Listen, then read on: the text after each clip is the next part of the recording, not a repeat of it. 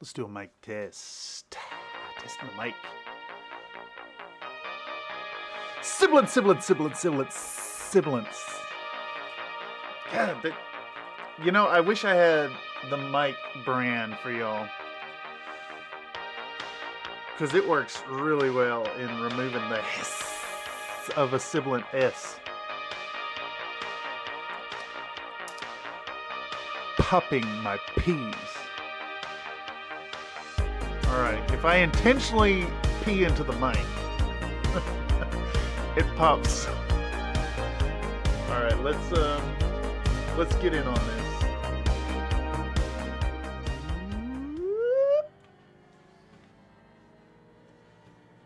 What's up, y'all? Howdy. Welcome back to another workflow live stream here at Country Fried Minis. Giving a brief listen to the audio. Alright, music levels sound alright. Everything looking good on my end. I got so much crap running. Okay. Let's hop into it. I need to mute this. Well, again, welcome back to another Workflow Live session. This is a place where you can come in and get a peek behind the curtain as to what's going on for content production on the channel. It's also a great place to drop your input into live chat or comments down below to directly influence the content that's coming out. If any of y'all caught the last workflow session, some suggestions in chat made it directly into the script for that episode.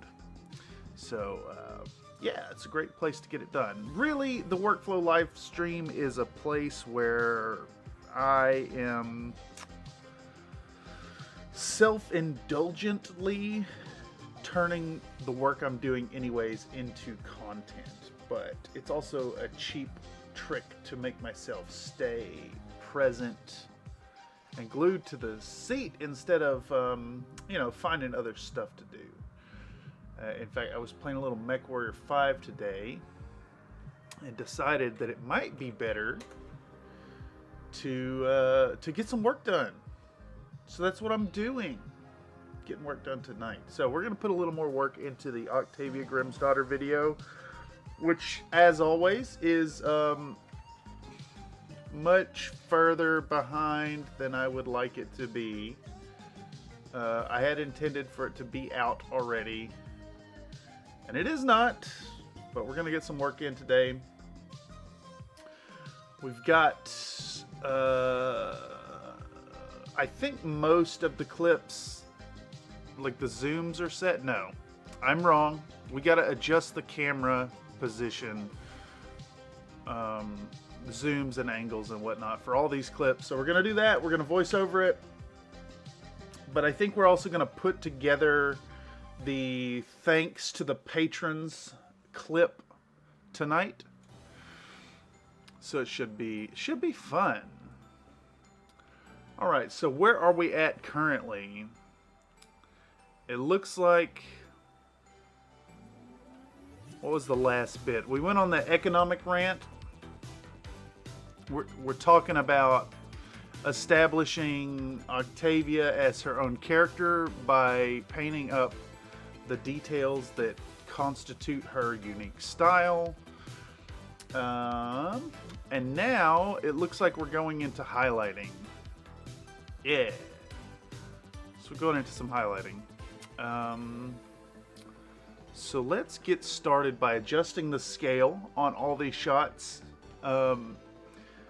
My content is 1080p, but the footage is 4K. So I have to cut the size by half.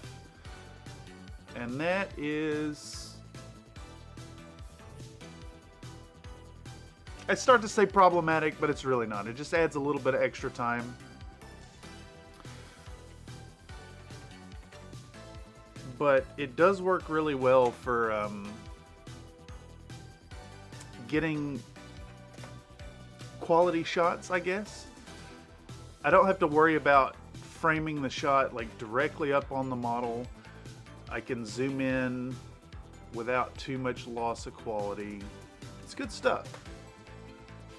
Okay, so looks like first on the agenda here is to start putting on some layer. No, this is reestablishing base tone. So we're not layering highlights yet, but yeah. Let's keep this shot 50%, and then we'll make this one, I don't know. I don't want to make it too jarring to zoom in. We'll do 65 on it.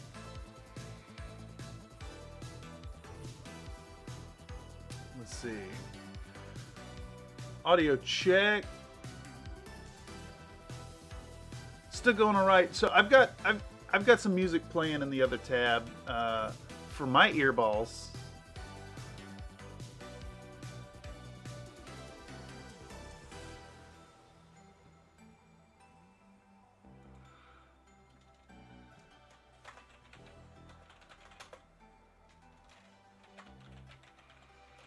One second, I'm responding to a message.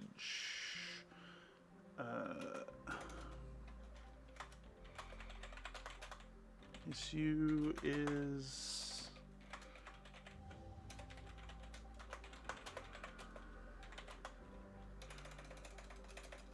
after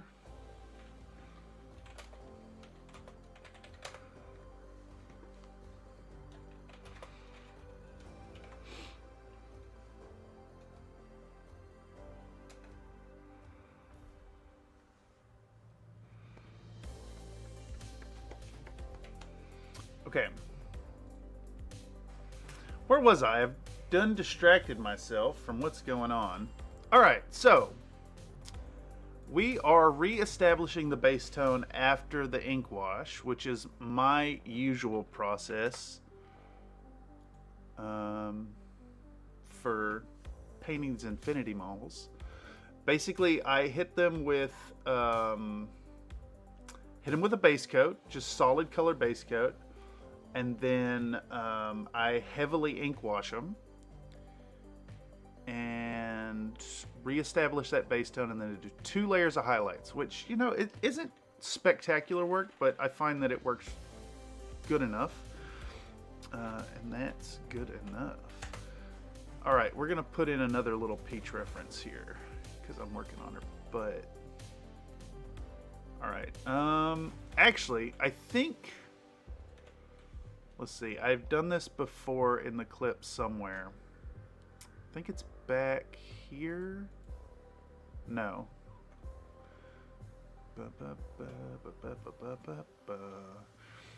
We're gonna copy this one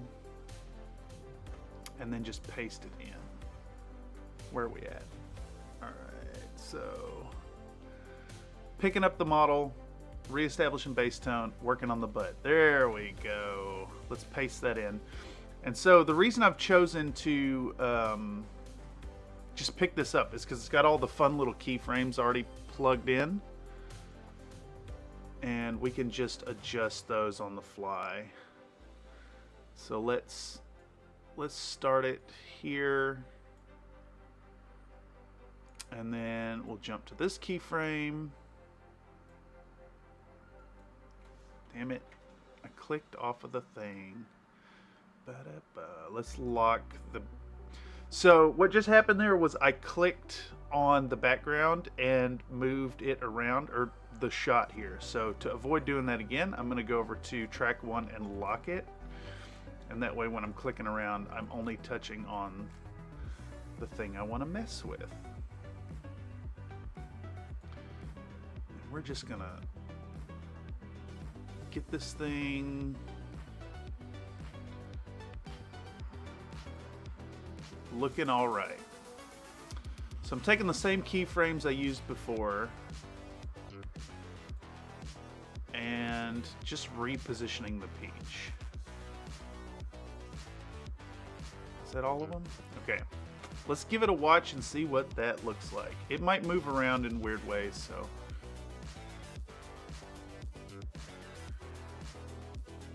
I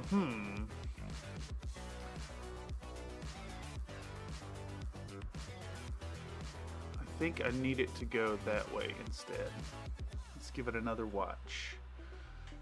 Peach comes in, it resizes, it rotates. So, you know, I think I need it to rotate more. Rotating more this way.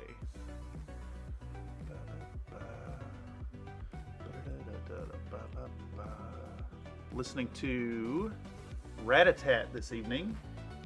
Magnifique is a fantastic album. In fact, if y'all want to give them a listen, go ahead and drop it in the chat. Best Rat-a-tat album. Magnifique. Paste. That's a playlist of the whole album.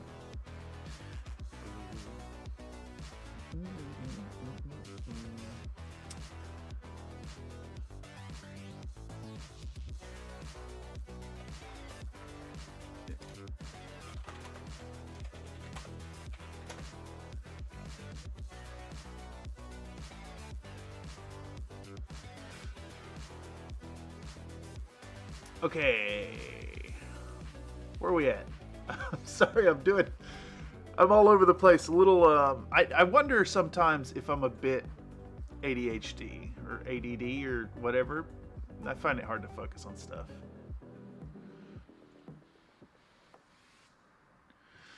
I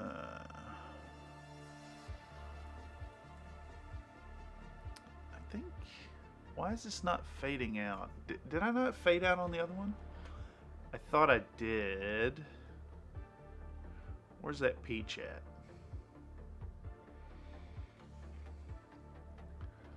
Oh, I didn't realize I didn't fade out on it. Let's make it a fade out. I think that'll look a little better.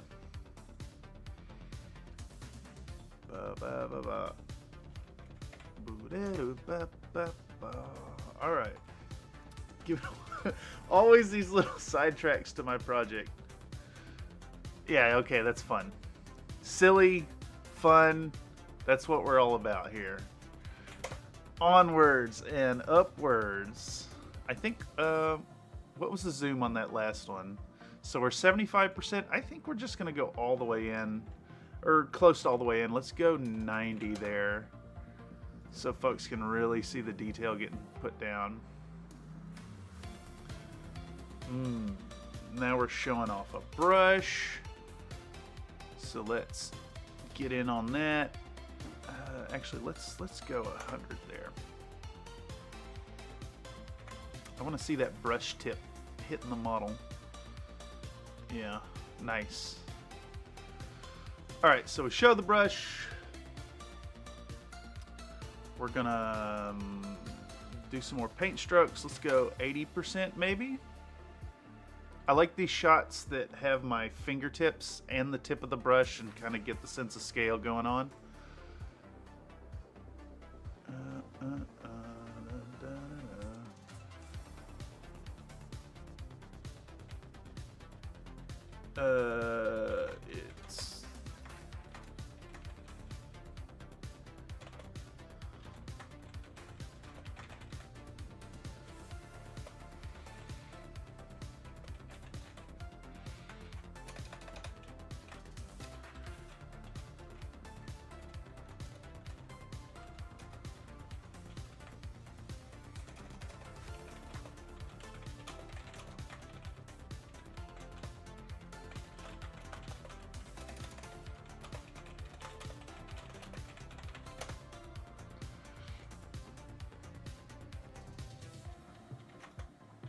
It's sorry, responding to a message over here.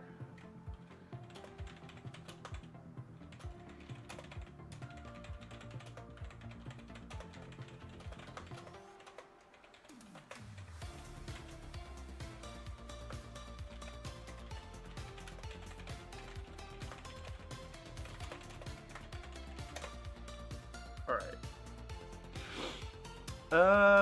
Where are we at?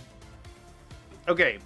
So we got the shot with the fingers and the brush here. We're showing the paint hitting her chest, and then we got another shot that's just one long stroke. So I want to emphasize that.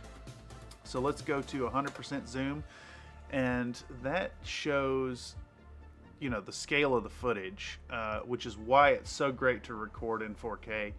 I recommend, if you're recording your own model painting footage, to definitely do that. And modern phones can handle that really easily. I'm doing all this footage on a Galaxy Note 9, so it's not even a super modern phone. Okay, so we got 100% zoom there. This is more detail work that's focusing on a very small area. So let's zoom in beyond 100% here. And once you go over, like once you're zooming into the footage, you get a little loss of quality, but I find 20% is usually fine. I think I made a mistake here and I'm cleaning it up, or I can't quite tell. I've either made a mistake here or I'm edging it. I think I'm cleaning a mistake. And then let's go even further in on that. I want to showcase how messy the shots or the paint application actually is, and kind of emphasize the imperfection that makes the art. All right, so next we got the white out.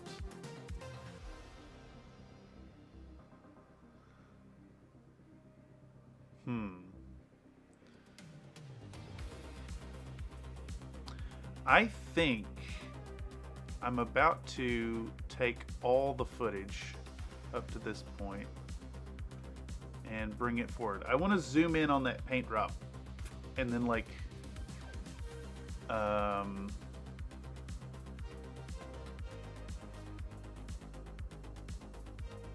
maybe do a sound effect or an explosion effect. So I just shifted all the clips an extra 2 seconds over. And because clips, the way clips work in Premiere are non-destructive, I can just drag the back end and it'll fill in that footage that I got rid of before. Yeah. So I want to start zooming on that. So let's do position and scale. And we're going to zoom into like, I don't know, 75% right there. How fast does that happen? Maybe it's a little quick. Let's do 60 here. All right, and then we're gonna go forward to there. Right there. We're gonna go into like, I don't know, 80%. try to keep that dropper in the middle of the screen. So it should look zoop.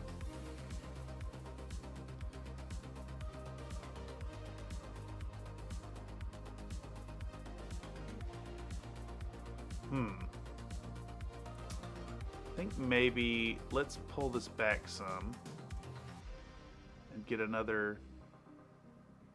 I need it to go into 100% by right there.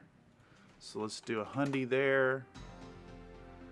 And we'll adjust the position a little bit more.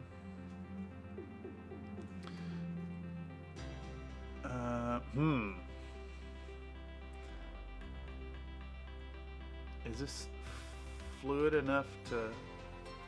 Let's just try to do a zoom in on it.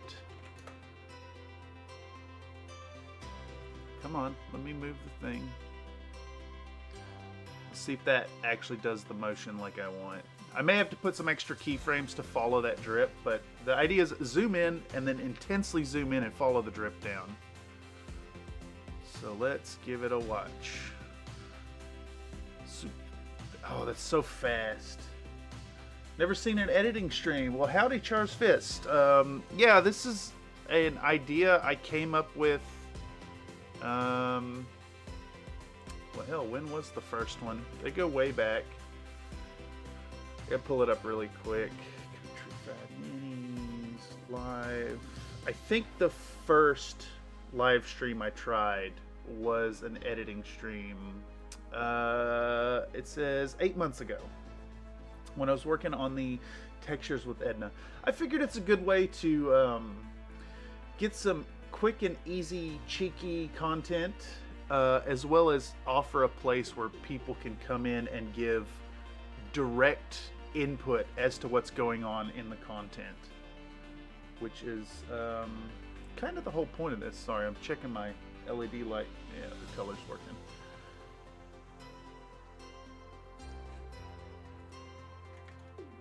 Oh, sorry, a second. I usually trust.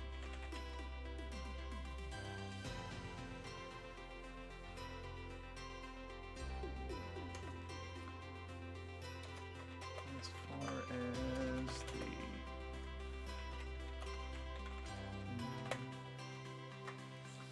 I think there's sorry y'all, I gotta, this is mildly pressing. I don't want to deal with it. In the meantime, y'all can enjoy this fantastic music by Lupus Nocti. Or maybe Rishko, I'm not sure who's playing. I'm listening to Rat-a-tat myself. For the...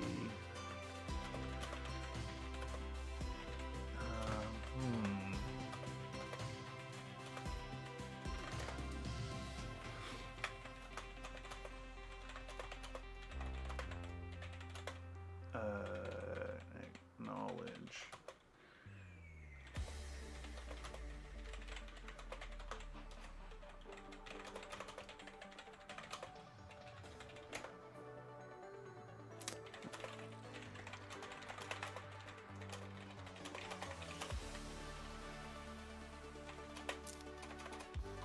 We're almost done. Okay. Back to it. Where am I at? I need this thing and that thing and this thing. Okay, back to it. All right, so where were we? We're doing the zoom in on this dropper, which I've done before in older videos.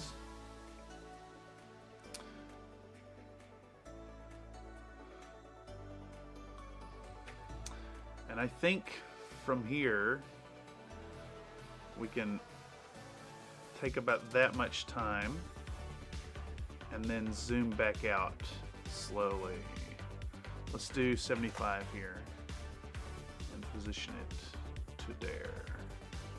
And let's give a peek at what that looks like. So, showing the ink, pulling it out, the drop goes down, and we zoom back out and start in. That's too much zoom out. So we can adjust that to, let's say, 85%. And try to keep that as best as we can in the middle of the shot.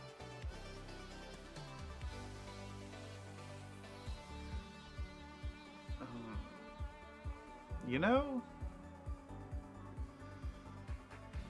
I moved this shot. I moved everything down 2 seconds. But what I'm seeing here is I'm not actually adding a whole bunch of information. And it's like 2 seconds of zooming out without any, like, nothing happening. So I kind of think we're about to take 2 seconds on the back end out. Excuse me. Yeah, let's shift this and let's razor blade off right there. Pow, get rid of that. And we're gonna grab all that stuff we moved earlier. We're gonna zoom in and we're gonna reappend it right there. Let's see what our drip drop looks like now. Boom. And I think instead of zooming out now, we can just go ridiculous with it and zoom in even further. How far in are we? 150%? Let's go 200% with it. Let's just get in there. Oh yes, I hope y'all are enjoying the cops using their sirens to run the red light there. Real great audio. Yeah, okay.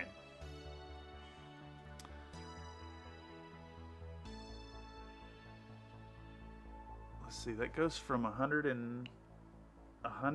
to 150 really quick. Where was our last size? Last size was 80. Let's adjust this one to 90, and we're gonna make the zoom in on the drop a little more pronounced. Yeah.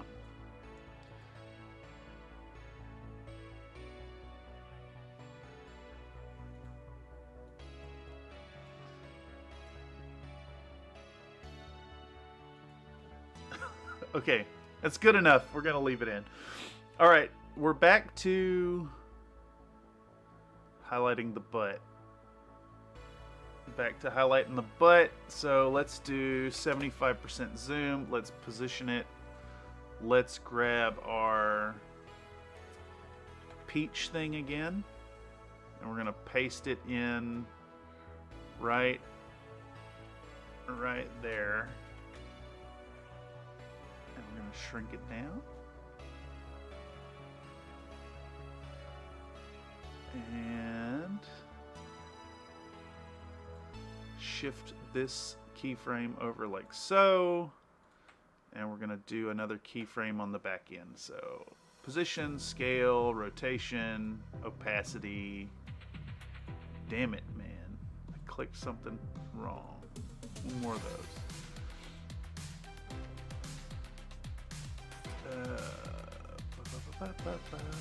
We want this to go to 0% opacity.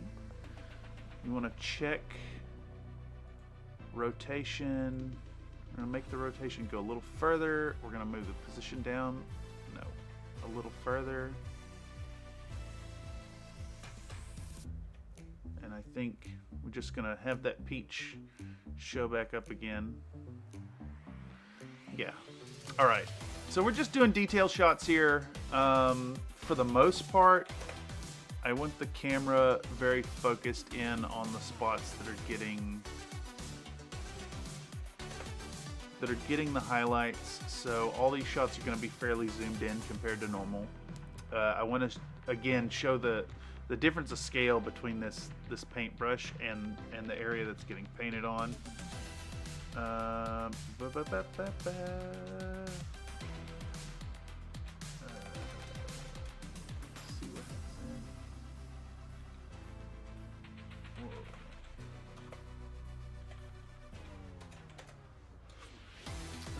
Okay, need to update my music so I can listen to music too. I still have yet to figure out how to have the music from the stream playing in my ears.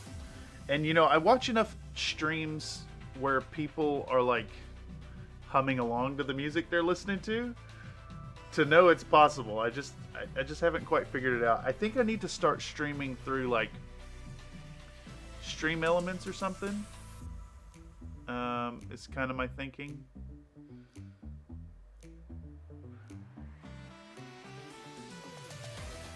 Are we about to do another one of these? I think we are. Position scale, keyframes. Position scale, we're going to go 75%. We're going to reposition this kind of towards the center of the screen. We're going to go to right there. We're going to bunk bunk. We're going to go 85%.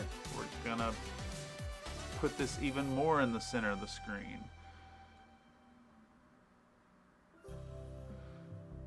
Let's see. And I wonder if just zooming in on it will track decently. I bet it will.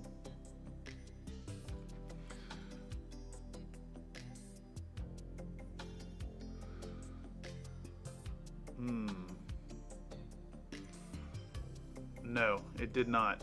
We need to zoom in really fast and really hard to that first frame where there's a droplet, and we're gonna get zoomed in on that, and then we're gonna go right there, and we're gonna go in even harder to double size. Let's see what that looks like. Ink comes out, zooms in.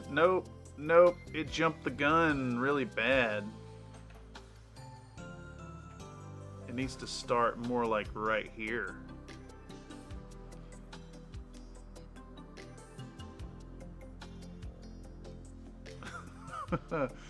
Alright, I do think we need to add about a second to that. So, because that shot's a little jarring to cut off so quick. So let's add a second and then drag this back end. There we go.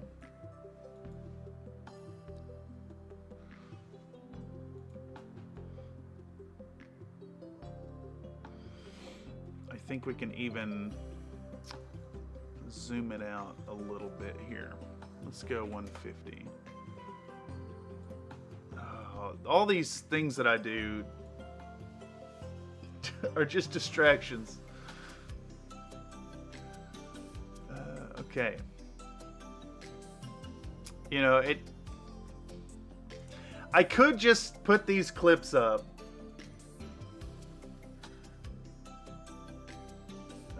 What is Stream Elements? Stream Elements is, how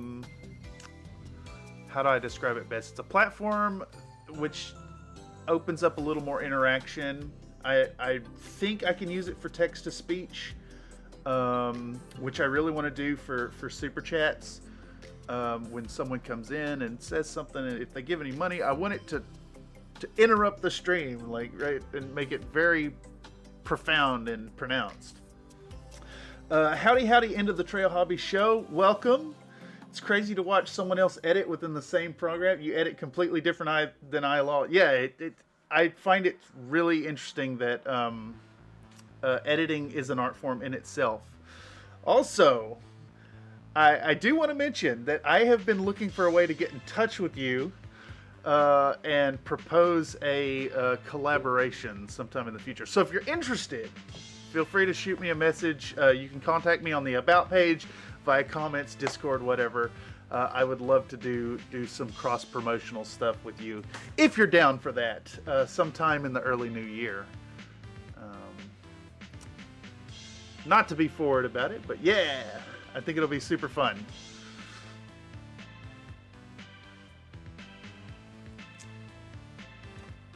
Okay, where was we? There's only room for 2 cowboy hats in the same hobby space. I don't remember how I got turned on to your content, but it absolutely floored me. It was like looking at a doppelganger.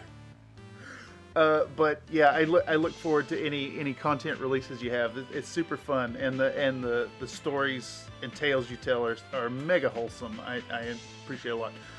To anybody who's finding this stream via the algorithm, big recommend.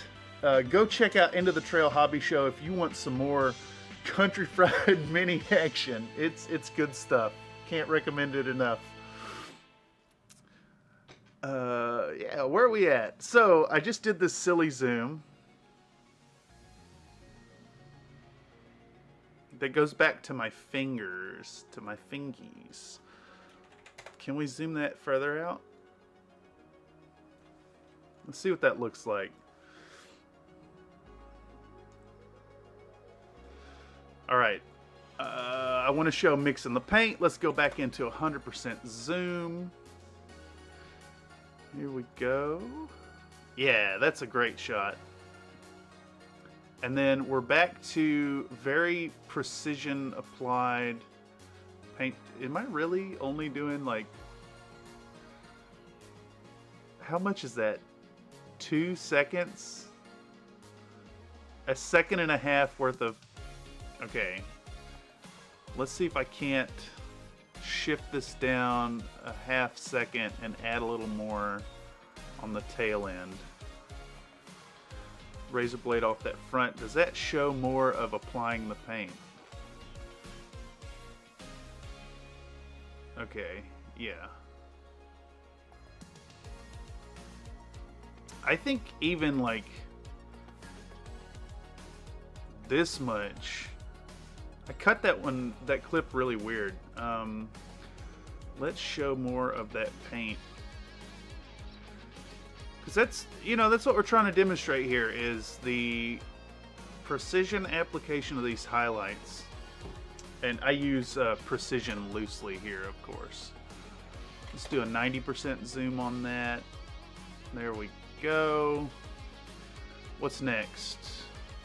Another sharp highlight on the leg. We'll do 100 on that one. And then who's here? Back. Let's go 110 on that. Just get it even more focused in on these highlights. Like, if you're not focusing on the tip of that brush there, you're kind of wasting these shots, I think. Alright, so we're getting out the Baylor Brown. And we're back to highlights. I don't want to make it too jarring to go from 50% to 100, so we'll do 75 and split the difference. Enhance, yeah, exactly. What was that? That's Super Troopers. Yeah, it's good stuff. So now we can go 100 and it won't be too jarring. And that shows the Baylor Brown, reestablishing the base tone on the strap. More of the same. Let's go. I like that this shot has my thumb next to the paint ferrule. I struggle with words sometimes, y'all. All right, yeah, I want the thumb tip in that shot, so we'll do 80% there, and then this is kind of a threading the needle shot, so let's do 100 again. Alright, that's the Baylor Brown. And now we're back to the Craft Paint Turquoise. I think we're going to do a slow zoom on this one. So let's have that come in 20% and shift the focus up there and see what that looks like.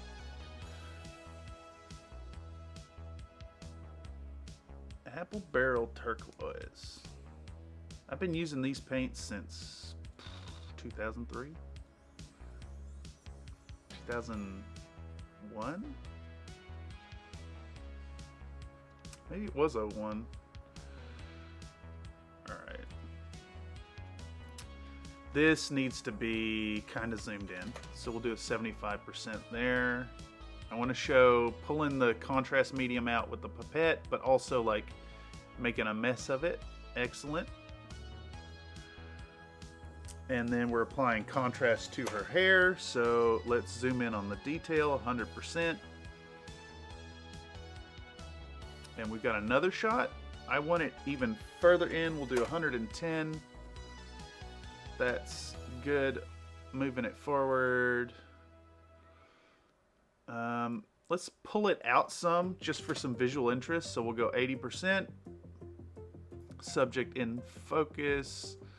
And then this is a funky thread in the needle shot.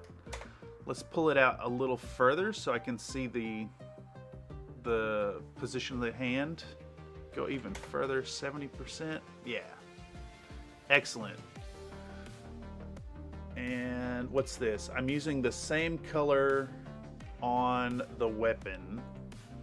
So we're gonna go to a 60% zoom.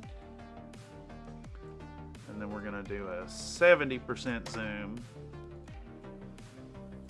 And then we're gonna do an 80% zoom.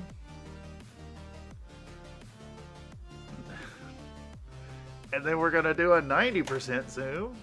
Of course. Incrementally getting in on it. And then a hundy, because this is a small detail. This is a technique that I recommend for painting up your metallic weapons, by the way. You do a metallic base coat and then a Nuln Oil wash over the whole thing. And then you want to do a blue wash on the lower half, or the other way around. You could do a blue wash over the whole thing and then Nuln Oil on the lower half. I think it creates this really neat effect. I first experimented on that painting up some Zuyongs for a friend of mine. Let's see if I may have a picture of those handy, actually. Let's see, checking my files. I have so many pictures to go through. I know they're in here. Let's see, they were ages ago. So they are down here somewheres.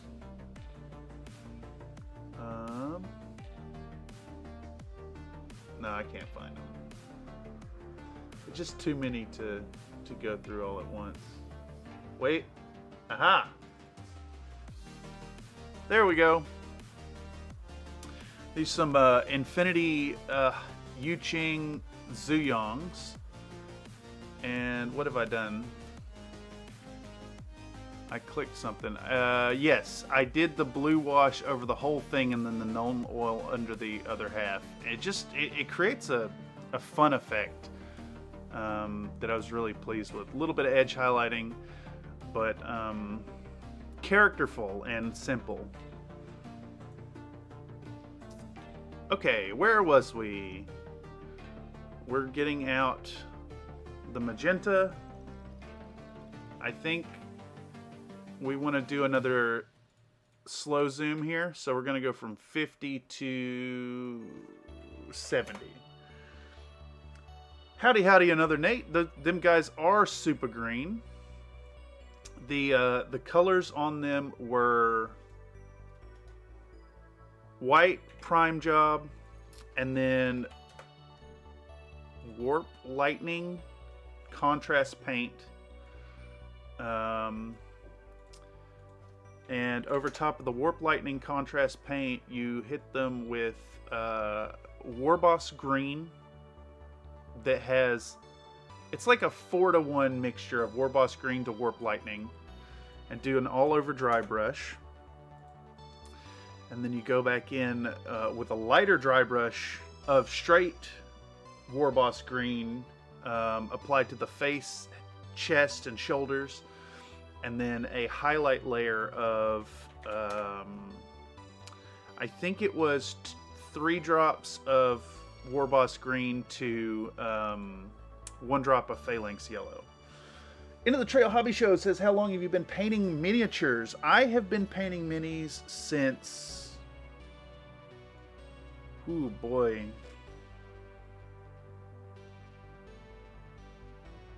98. I want to say is my first painting. That was sitting down with my dad at the dinner table with my brother, and he taught us how to dry brush using his skeletons from the original Hero Quest box, which was awesome. And then between like 99 to 2000, I messed around on like Ralph Partha miniatures and I think some Mage Knight stuff, if I recall correctly. We were repainting some Mage Knight models for Mage Knight Dungeons. Was that out yet? Dungeons release date. And then my first proper no, that was 02. So there was a bit of a gap. So 02 would be Mage Knight Dungeons, and then 03 I picked up, or I got into Warhammer 40k when the Tower released. All right, that sounds right. Tower release date. Original Warhammer. No, okay, so I've got it in backwards order. It's 2001. So 2001, I was painting my Tau. So, you know, a million years. You do a great job. They look fantastic. Well, thanks, my guy. I aim for my content to be accessible to more skilled painters and less skilled painters. I want it somewhere right in the middle. Anybody should be able to come in and either gain something or provide me some input. You know, whatever they get out of the content, even if it's just entertainment. I kind of started the channel to convince myself to paint more models, and I guess I paint less models, but I finish more models now. Though, all that said, I am working on this pinup model for the next video after this, and I'm really seeking to go try hard with it.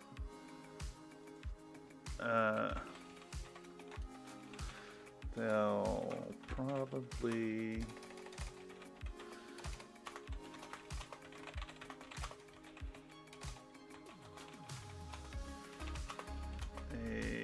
separate. Yeah, okay. Awesome.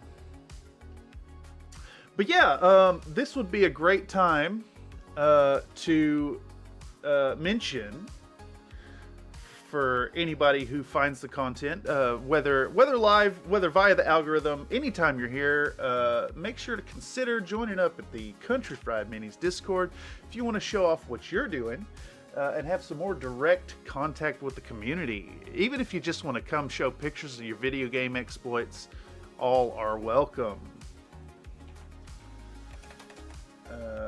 Into the Trail Hobby Show says, Lord, because of my channel, I put half the time in everything I do, so cheers to you for making the time and efforts. I think the flip side of putting the time in like this is that it's painfully long between content drops, and that has been slowing down the growth as of lately. But I kind of feel like the paint streams and all the live stream stuff kind of balances it off. It's really great to have a setup where you can turn what you're doing anyways into more content for your viewership. And I have found so far that folks are really appreciative of the not only seeing behind the curtain, getting more content, but also the direct one-on-one interaction, especially at this size. Like, because I'm a small channel currently, it's really easy to give that direct attention to the chat. Like, I mean, you see like really big streamers or whatever, and it's just like the chat's flying by.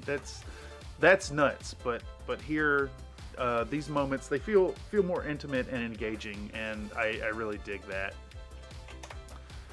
Yeah. Also, Better quality over quantity, I definitely agree. Yeah, yeah, I'm right there with you. I think it's worth mentioning that I managed to get an advisor and the department head to agree on the CPEL program.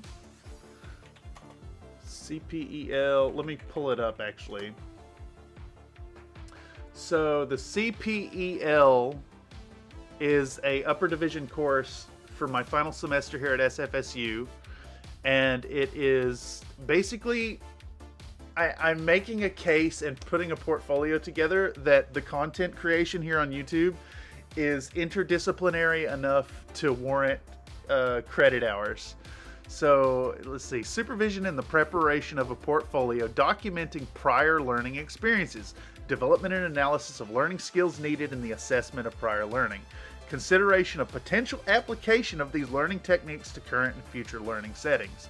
So this this course, if you could call it a course, was recommended to me by my professor in video art, which I took a semester of video art, and then I repeated video art as it was called Art 685 something projects in the teaching of visual arts. So basically I was an instructional assistant and had a responsibility to do one piece of curriculum over the course of the semester. So I did a focus on change over time, and then my contribution, like every other week, I'd be working on a project for the class and then just record it with this setup and edit it down. Oh man, look at those eyes. They look so bad right here, but these turned out to be some of the best eyes I've ever done. So you let's see, did I get the white? Yeah. So we're putting, and now we dot the eyes in white, and then we get out our black, our carbon black from Golden Fluid Acrylics, and then put the really wonky eyes on. Like you can see right there, I just hit the eyelid. But then you clean it up, and all is fine. So I think this whole segment is going to be talking about that, talking about cleaning it up and making the eyes look good. Which this is usually something I don't do on camera usually, because it's rough. Dedication, I'm self-taught and everything, so it's been a learn as I go from the beginning. Yeah, I mean, even if you're self-taught, it builds upon itself. I'm going to get back to work on this terrain, so I'll leave you alone. I'll get in touch with you for a project, but I'm here to hang out for a while tonight. Well, thanks for stopping by, and again, to the Country Fried Minis community and folks who find this through the algorithm, big recommend check out Into the Trail Hobby Show. It's really fun, wholesome content that touches on some more expanded themes beyond the type of stuff I'm doing. If you want to see some fun scratch batching and terrain and such, and tales to go along with them, I can't recommend it enough. As far as getting in touch, hit me up on Discord or an email or comment, whatever works best for you. I'd love to put our noggins together and see what we can come up with. Something mutually beneficial. I love the idea of cross-pollination, and I think it goes a long way in helping all who participate. Okay, where are we at here? 100% zoom, 110. We're cleaning up the eyes. Yeah, okay. Yes, sir, me too. All right, so we got the eyes cleaned up. And now with that out of the way, we're back to the Mechanicus Standard Gray. How How far in are we at this point? How far in? We're about an hour in, and I'm almost done with correcting these shots zoom. And from there, we're gonna get stuck into. We'll get stuck into doing the voiceover work, which is always super fun. Okay, where were we there? We went from 50 to 75. Let's chuck this one at 85%. Yeah, you can see what's going on. This one, it's a bit of a weird shot, so we're gonna go up to 95. And then we're gonna go to a hundy right here. Actually, I like that this shot has my thumb in it again, so we're gonna get that there. Really reinforce that sense of scale. From here, looks like I'm mixing stuff on the palette, so I want to focus on that. Do you actually see enough of that? No. So I think we're going to expand that shot by about 2 seconds.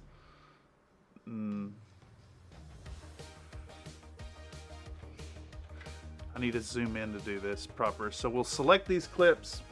I'm going to zoom in enough that the timeline will let me drag 2 seconds. And I'm going to expand this by plus 2 seconds and add it to the back end of that. I usually try to avoid these 7-second shots just because it bothers my sense of order, I guess. But it looked like I hadn't quite got the gray mix. And you know what? I think we're about to add 2 more seconds to that and turn it into a 9-second shot.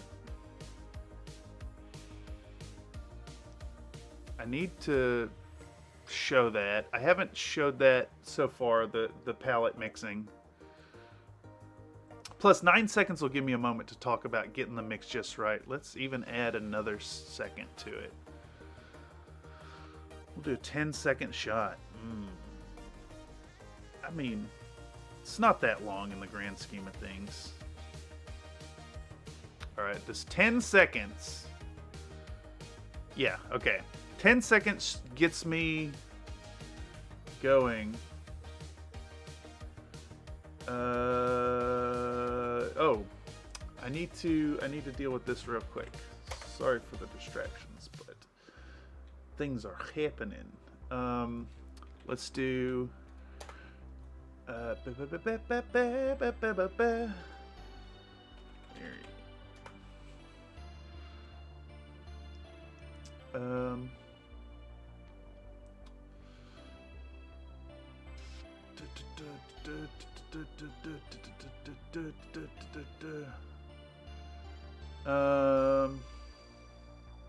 Damn, where was that at?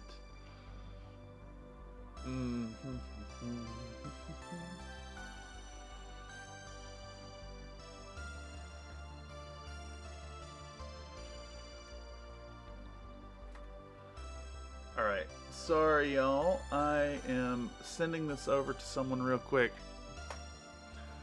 This was my response. Okay, back to it. Where are we at? Okay, so now I've got a 10-second shot showing putting white on the palette and then mixing in the Mechanica Standard Gray to make the proper highlight color. I think 10 seconds will be long enough for me to like kind of talk about it just a bit and expound upon it. And it's also a great opportunity to do one of those slow zoom shots that aren't necessarily like, well, 20% is very evident that I'm zooming, but I find that adding these little zoom elements to your shots tends to increase the visual interest, especially if you do it real subtle. Like if you do a 5% change over the course of like 10 or 12 seconds, it's almost imperceptible, but just makes the shot a little more captivating. Okay, yeah, there we go. So we're getting the thing mixed up, and then We're applying highlights. So let's do that. This is back to the goggles. And then this is a weird angle on the boot, so I'm gonna zoom it in some. It's also really out of focus. I don't know why I got it so out of focus. Let's do real zoomed in on these here highlights. Yeah, there we go. What is that zoom called? I need to learn that. So I'm just doing the zoom. I'll go into the effect controls on my clip, and then I'm going to drop in a keyframe right here on the scale. Anytime I do it, I drop a keyframe on both the position and the scale, and then you pick your spot on the timeline. In this case, I want the zoom all the way to the end of the clip. So I'll get to the end of the clip and I'll go back one frame and drop the other keyframe here. And once it's set, then I can change the scaling. But it adds a lot, and there's really funky stuff you can do with it. Like,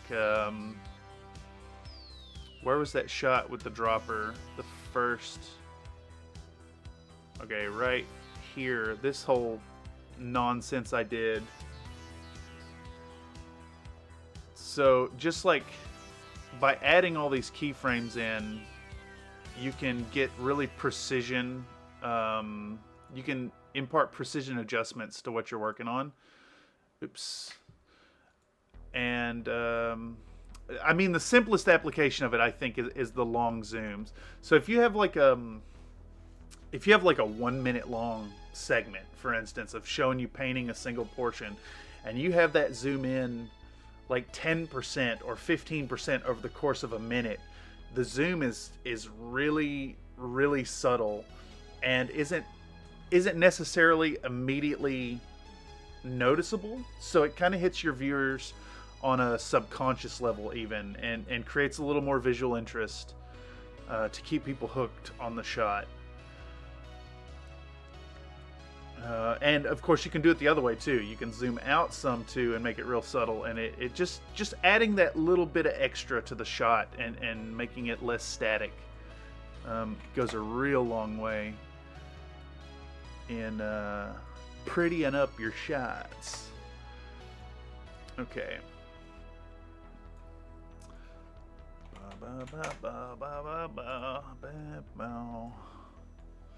Listening to more Rat-a-Tat right now. The album is Classics. Good stuff. It's all instrumental stuff. Okay, so we're doing highlights on the metal. We're just real quick getting in on them, getting them done. Shows the end of the weapon. Wait, I'm blacking that out. That's weird that I included it right here. I guess I'm going to say, and always remember to black out your barrels. And now from here, we're going to do all the basing. And that's sped up like even more than 4,000%. Thanks for taking the time to explain that. Yeah, absolutely. If anything, that's what the workflow live streams are all about. If folks have input, questions, all that good stuff, I love sharing the information that I can, where I can, and if I can help someone to get a little bit of knowledge, then I'm all about it. And of course, these distractions make this infinitely more fun for me.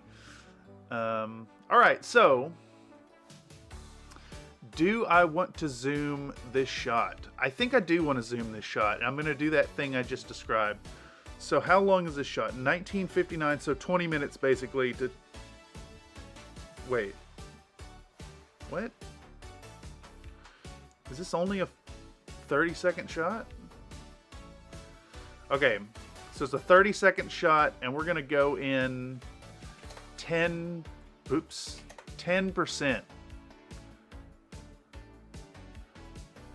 just 10%, and I think that might even be too much. And then we're gonna give that a look and see how that goes. Yeah, okay, so this is a great example of it. My computer's not happy at this. Let me see how long a render will take. Come on, man. Let's sequence. We're gonna render effects into out. See how long this is gonna take. Wait, what? Why did it play instead of rendering? I don't understand. I don't understand. I said render effects into out, and it's just playing it. I don't understand what's wrong with the program. I said render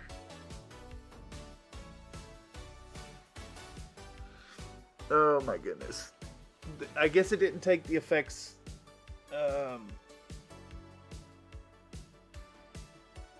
I think 3 minutes to wait on that's a little long.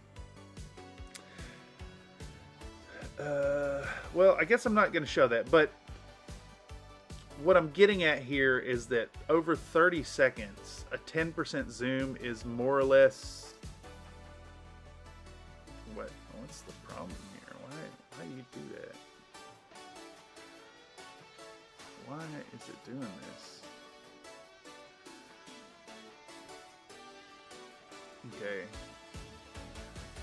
I think what's going on here is my computer's just really unhappy with the amount of clips that are going in here. So, basing sped is a sequence that has... what? 20 minutes worth of content, and then it's compressed into 30 seconds. So, even though this is like 30 seconds here, it's going through... it's having to compress 20 minutes of footage. Anyhow, what I'm getting at is the very subtle zoom of 10% is basically imperceptible. Like, you'd have to really be looking for it, and it creates that little extra touch, a little bit extra, a little bit of je ne sais quoi. All right, I think we are at the notepad time. And we're about to start writing script, so let's pull up Audacity and get that up.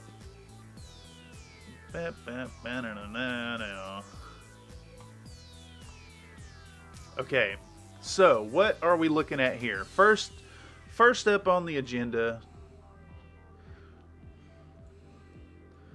we're going to say something like, alrighty then, now that it should render if your view window is only at half and not full, but I'm no wizard. It's I think it's super complicated because I'm pulling in let's see, I could get the size of these. Like, my computer's all right. I've got an AMD 5600, was it Ryzen's 5600G and a 3060 Ti card. It just... I'm gonna close that music because I'm about to start recording.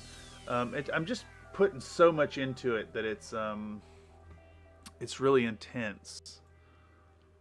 What shot is this? This is 235740, and the first one is 233447. That is 7.2 gigabytes worth of footage that's just compressed down into 30 seconds. So I could render it. If I do the render into out, it looks like it was working, but I don't want to do 3 minutes of dead air here because it is a stream. If I wasn't streaming it at the moment, I'd hop up and I don't know, get a drink or start cooking some rice or something while it goes. I got a Ryzen 7300 and a 1080. I feel the pain. Yeah, I imagine that on your end, the 1080 is more of a bottleneck than the than the CPU. 4K, yeah, it is indeed 4K. I record everything on my phone in 4K, and I like that 4K means I don't have to try to zoom in on the shot itself. And when you zoom in on it with a reduction down to 1080p, you have so much more play with it. So like I can take a shot at 150% zoom or whatever, and it won't like start getting pixelated. But let's see, here we are, artifacting like a mofo. Yeah, exactly. I mean, that's an aesthetic in itself from time to time. I do go for like the VHS lo-fi from time to time. In fact, there's going to be some VHS type stuff in this video once I do the shots. I still got to do a green screen shoot.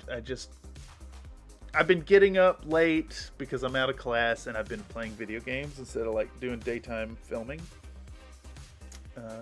So yeah. Anyhow, alrighty then. Now that we've applied all the original base, looks great so far, brother. Thank you much. It should be fun when we're going for like a 22 to 25 minute video this time around, which I've had some people recommend to me that I do shorter content, but I don't know, the long form stuff seems to work, and the community that's starting to build up around it is really amazing. Some really good folks have found the channel and participate over on the Discord, which, by the way, Nightbot has recommended that folks come on over to the Country Fried Discord and share your work. There's a convenient link there that should take you right to it. In fact, I'm gonna test it. Yeah, it absolutely works. We don't gatekeep at the Discord. Alrighty then, now that we've applied all the original colors Nightbot has dropped the first factoid of the evening. It says, while filming for Rocky IV, Lundgren hit Sylvester Stallone for real, and he ended up in the hospital for 9 days. Oh man. Okay.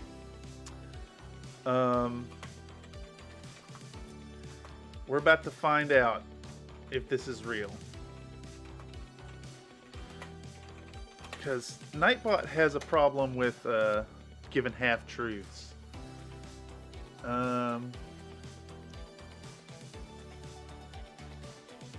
Yeah, that's from a direct interview. It says Stallone recalled being hit with an uppercut by Lundgren while filming a fight scene for the film, landing him in the hospital at the time.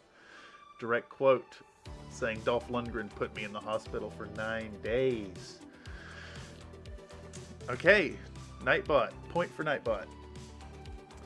Alright, so now that we've applied all the original colors as well as some heavy duty ink washing, it's time to reestablish,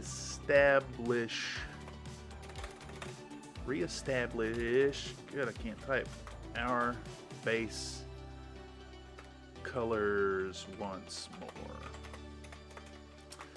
Though it's recommended to not allow your Nuln Oil to pool up or get too heavy, I tend to favor using this effect to develop some really deep illusory shadows on the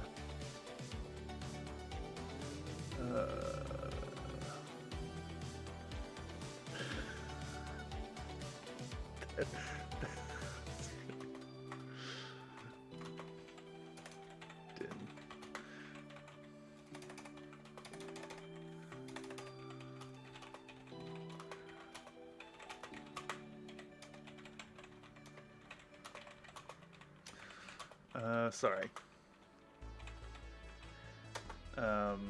Important messages. Important messages.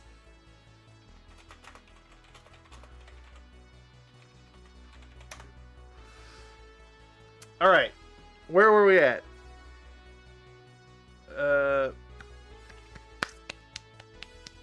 How do I phrase this? So I'm saying that I'm leaning into the properties of the gnome oil, and as a side effect, I need to reestablish the base colors. So how do I lead into this sentence here? I tend to favor using spectral really deep illusory shadows on. I guess I'll say for that. It falls on my process to re-establish.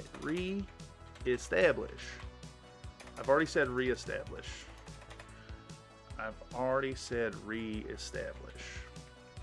Falls on my process to cover up a significant portion of the heavy-handed ink washing.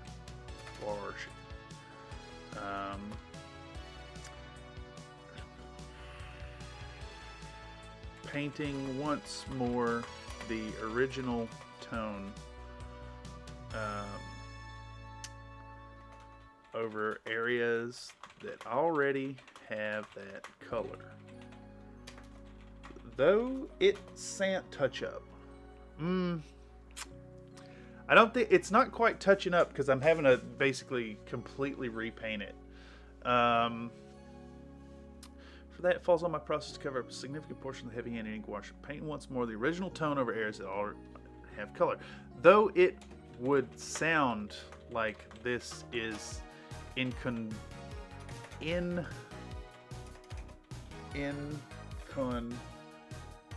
all that paperwork, just let me watch a stream, you cursed interwebs. Yeah!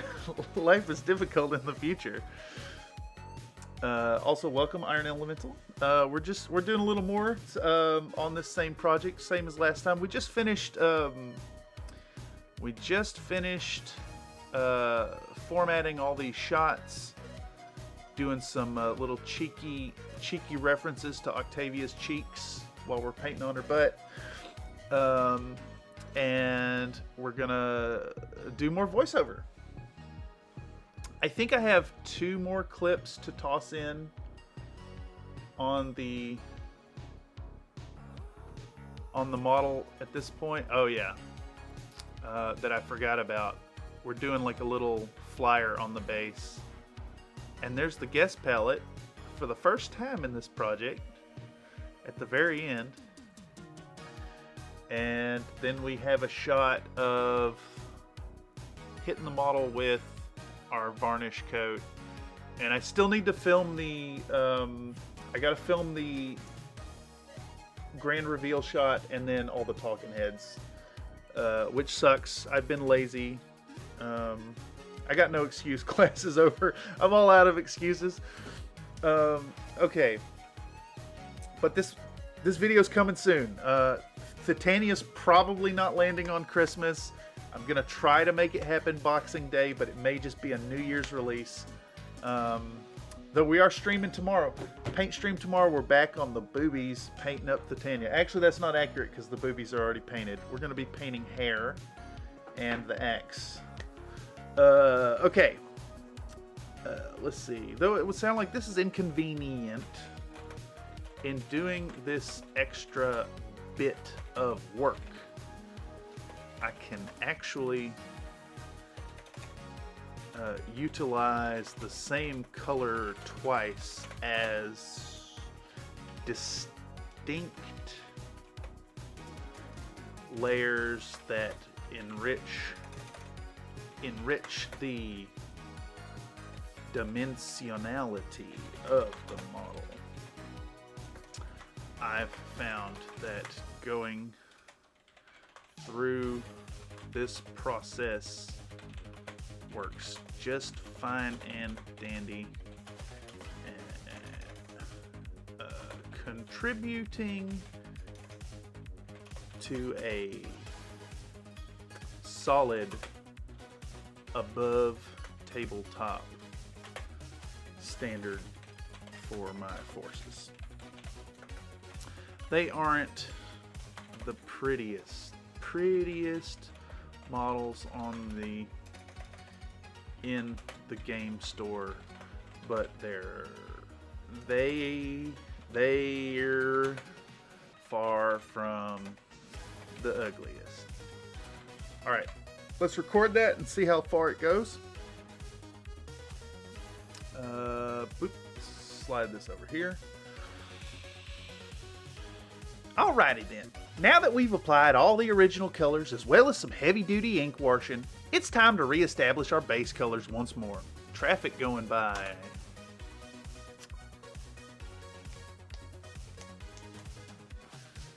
I love a loud F-150, especially in San Francisco. It's like it's such an inconvenient vehicle to drive in the city. Alrighty then. Now that we've applied all the original colors as well as some heavy-duty ink washing, it's time to re-establish our base colors once more. These peaks look a little low.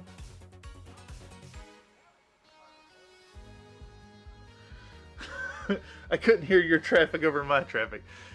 Honestly, I don't think it was super loud, but anytime I listen back to the videos and can hear it in the background, it's really, I find it really annoying. Also, for what it's worth, my windows are closed and I can still hear it pretty well. Anyhow. Alrighty then. Now that we've applied all the original colors as well as some heavy-duty ink washing, it's time to re-establish our base colors once more. And then, for some reason, when the click, when I click stop on Audacity, like it records long enough beyond the click that I can hear the click of the mouse.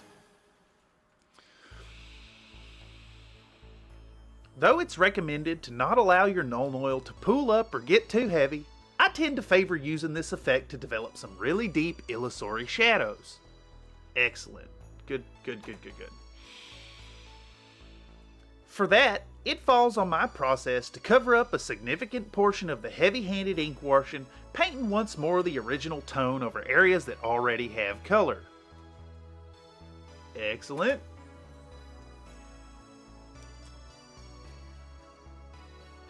If an important shot is super out of focus, maybe you could run with it and put some screen grain effect in to mimic the janky old TV view. So I had a really bad one. The click is the most irritating. Yeah, I don't. It's like why does it actually records long enough to get the click? So I have a shot right here that's really out of focus. I did something playful with it. Yeah, this is what peak professional camera focus looks like. It's just completely out of focus, but like you can kind of see what's going on. So yeah, I embrace it. And then I got the other fun effect in this shot. I get out this Fire Dragon Bright, and for some reason I recorded papping it against my hand. So I put in a pat, pat, pat, pat, pat, pat. So, all those little paps, let's see, 3, 6, 9, 12, 15, 18, there's 21 of them. And each one had to be put in and cut down to the right length, and then also rotated to the right orientation, and they're so short. It's 1, 2, 3. Each one's on the screen for a 1/10 of a second. So I spent like a half hour doing, just a few seconds worth of stuff. But it was fun. It was really fun.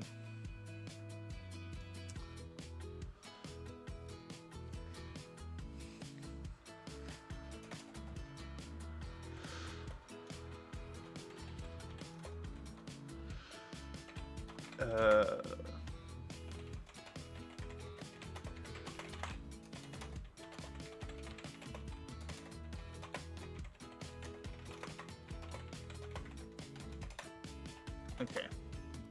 Back to it. Where are we at? I've done distracted myself and then distracted myself again and forgotten all about what I'm doing. Bentley House Minis videos are all like calm and chill but full of clicks. Oh man. So to combat the click in Audacity, I tend to pause for about half a second longer than I would so I could just, you know, take off about a half second, and that usually gets rid of the click. What's the last thing we said here? Areas that already have color. So we're right here in this script. Though it would sound like this is inconvenient, in doing this extra bit of work, I can actually utilize the same color twice as distinct layers that enrich the dimensionality of the model. I just hit the microphone. I just hit the microphone with my gesturing. Though it would sound like this is inconvenient, in doing this extra bit of work, I can actually utilize the same color twice as distinct layers that enrich the dimensionality of the model. Excellent. Yes. I found that going through this process works just fine and dandy, contributing to a solid above tabletop standard for my forces.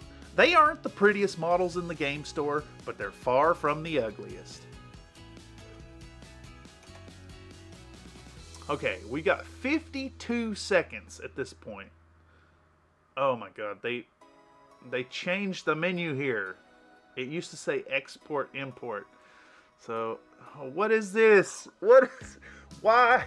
If it ain't broke, why fix it, dog? Why? I updated Audacity and it's like, I have to, what's the problem? Why would you do this to me? Oh my god. Okay, stereo 4400 hertz. I think that's what I had before.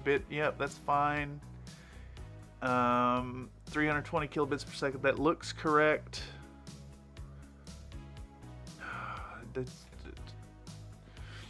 I do not like when updates complicate the menu structure. It's unnecessary. This was one click before. Export. Alright. Talking Heads, number 3. And we're going to dump that in. Where do I put my tracks? I'm using track 2 for my audio. We're going to dump in... Nope. I don't have track targeting on. So again, I touched on this in the last episode of doing this thing. So I'm about to drag in an MP3 file from my file structure directly onto my project panel. But the last thing I've clicked on has removed the... I don't remember what this is called. The patching, the audio and video patching. So you can see here in the left side, I don't have the V or the A there. So to restore that, I know there's other ways. I'm sure there's other ways, I should say. The way I know to make it come back is to come back to your project library here. You're in your project panel.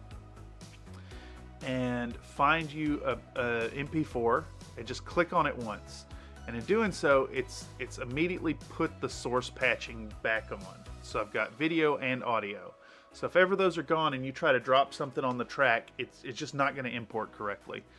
So I've turned back on the source patching, and now I don't have to drop my audio file into the project panel. I can just drag it from my file structure directly into the timeline here. I've had that problem many times, and it took a lot of fumbling to kind of figure it out. So, free tip for any of you out there using Premiere. Alright, let's give this a listen. Applied the ink washing, reestablished base colors. Base colors once more, yep. Don't allow it to poo, but I do it anyways. Yep. Develop shadows.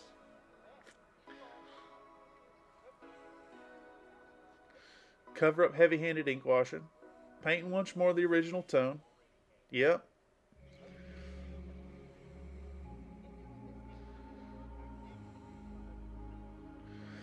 Same color twice as distinct layers. Yeah. Enriched dimensionality.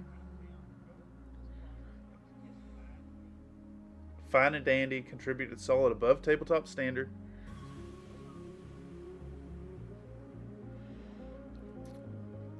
Okay, that actually works really well, because right as I finish talking about that, I'm getting out the white ink. There's probably a hotkey. I bet you're right, another Nate. Finding tips and tricks about Adobe products is a nightmare. You're delving through forums and stuff, and then like they name different functions in weird conventions that aren't intuitive.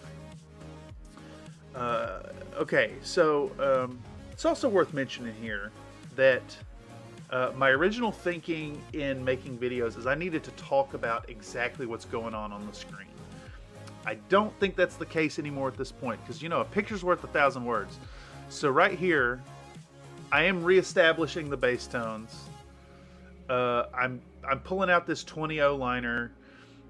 I'm doing precision application. I'm removing a mess up right here, but like the whole time I'm talking about why I use a heavy ink wash, and that's fine.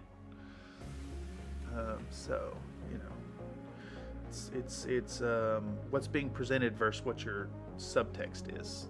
I try to present every video with a story as well. Don't always succeed, but yeah. Okay, so let's pull back up our script and put a divider in.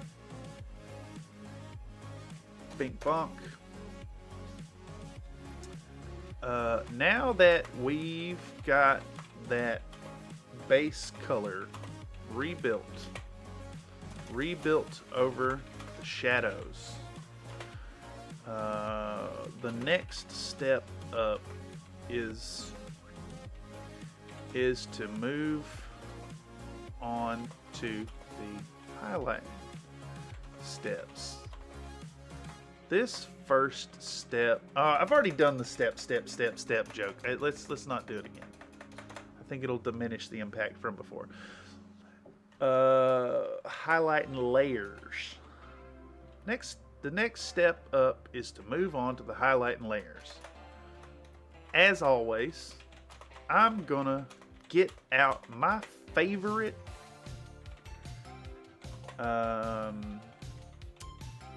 intensely pigmented coloring fluid, which happens to be this fantastic liquid text white acrylic ink.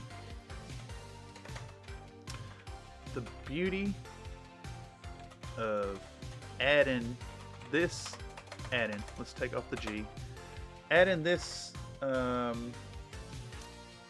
colorant, this particular colorant into your shades to lighten up, is that it's not only richly intense, but pretty dang thin.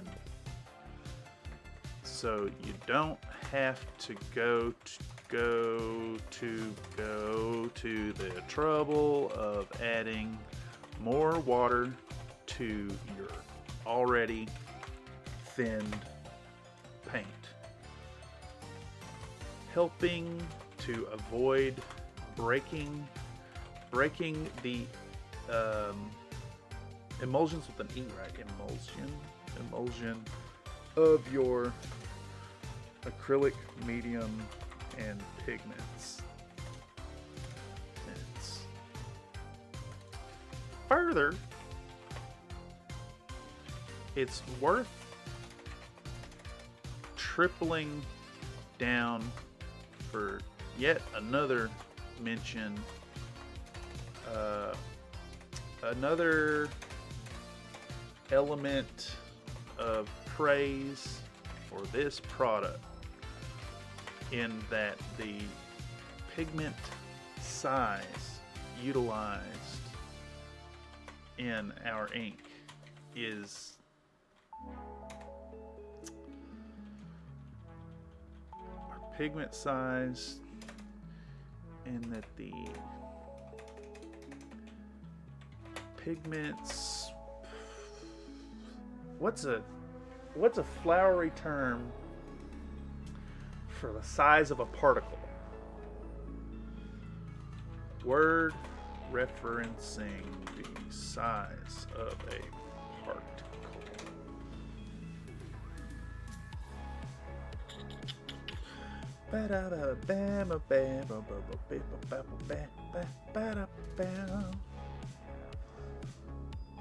I guess I'm just going to say particle size, in that the grain.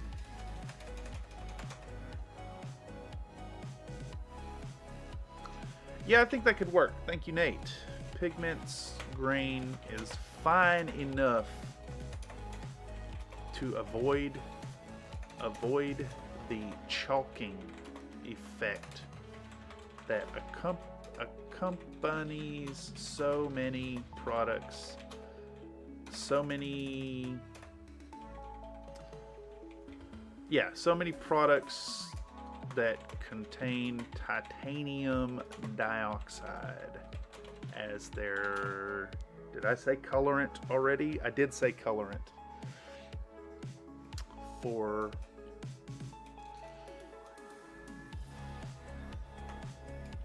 and it's, I'll say colorant now. And then I'll say agent here.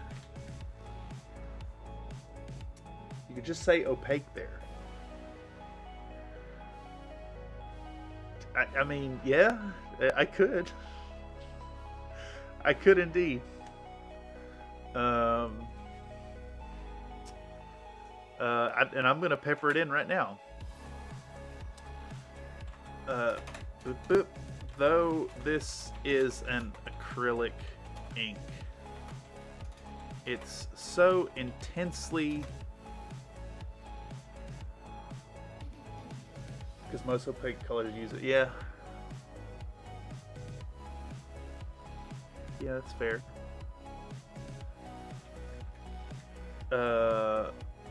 So many products heavily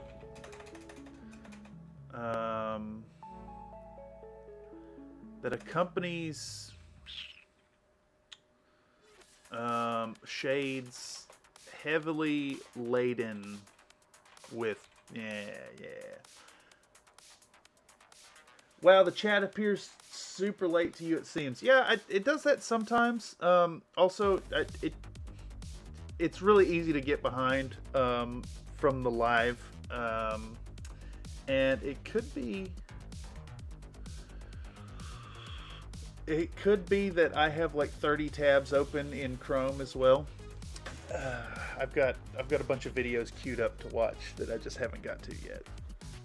And I don't want to add them to my, I don't want to add yet more videos to my watch later list, which is already like over 700 videos. I've just been getting to them slowly. Where are we at, by the way? An hour and 40 minutes in, not too bad. It's funny, like once you get this part done, cutting down the shots, I find that the voiceover goes pretty quick. On April 1st, 2005, NASA pulled an April Fool's prank telling the world they had found water on Mars. I remember that. That is accurate. And very irresponsible of NASA. Perhaps it lends some incredulity to the flat earthers' claims out there. Alright. Though this is an acrylic ink, it's so intensely pigmented. It's it has a very satisfying opaqueness to it due to the intense concentration of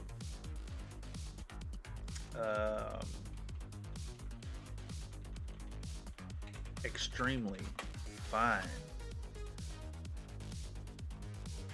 pigment, avoiding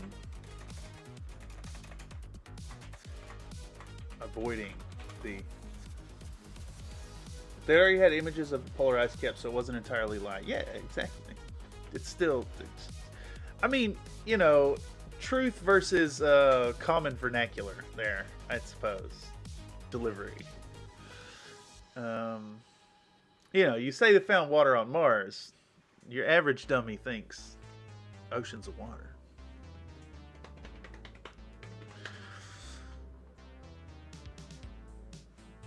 Chalking that plagues the efforts of painters of all skill levels. All right, let's add that in and see where it gets us to. We're just going to append it to the back of this here. Now that we've got... All right. Captain Loudmuffler just drove by. Now that we've got that base color rebuilt over the shadows, the next step up is to move on to the highlighting layers. Click, remove. As always, I'm going to get out my favorite intensely pigmented color and fluid, which happens to be this fantastic Liquitex white acrylic ink. The beauty of adding this particular agent into your shades to lighten them up is that it's not only richly intense, but pretty dang thin, so you don't have to go to the trouble of adding more water to your already thin paint, helping to avoid breaking the emulsion of your acrylic medium and pigments. That was a long one. I had to sneak in a breath there. Where was that breath? Right here?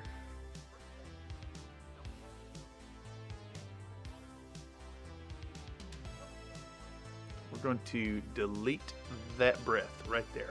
Boop.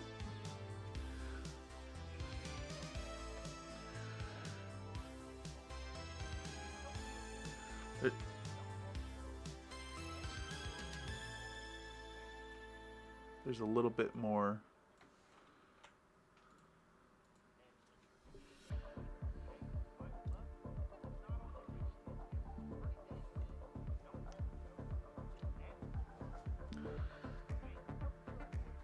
End of the Trail Hobby Show says, well, I'm off to listen to Art Bell podcast from 1997 and hit the hay. I sent you an email. Looking forward to working with you, friend. Have a good night. Yes, thank you so much for stopping by, and I look forward to chatting with you some more with great gusto. Another hard recommend to check out End of the Trail Hobby Show if you're not familiar with the channel so far. Some great content over there with some really fun topics and builds. Big recommend.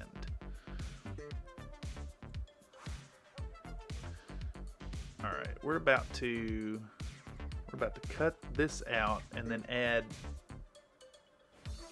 a little bit more empty space. So I want some of that space back, but not the breath. It's a little too much, so we're gonna remove about that much right there. And then we're gonna cut this off and go to the end of the track and paste it down.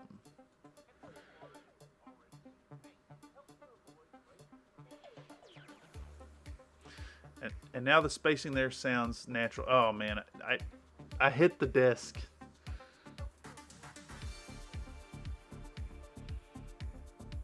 Damn, I hit the desk. That's helping to avoid breaking the emulsion of your acrylic medium and pigments. All right.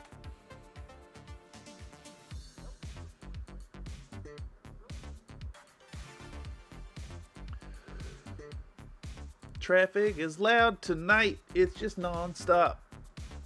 They say rush hour is, you know, there's a rush hour, but actually rush hour is just 24 hours a day if you're trying to record audio.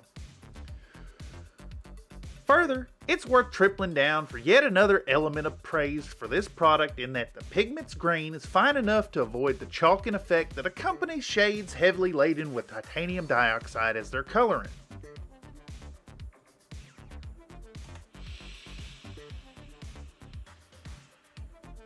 Though this is an acrylic ink, it has a very satisfying opaqueness to it.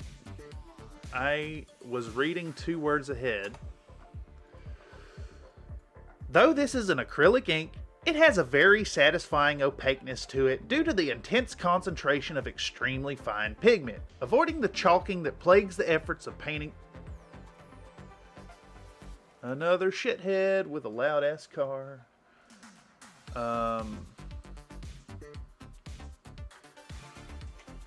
In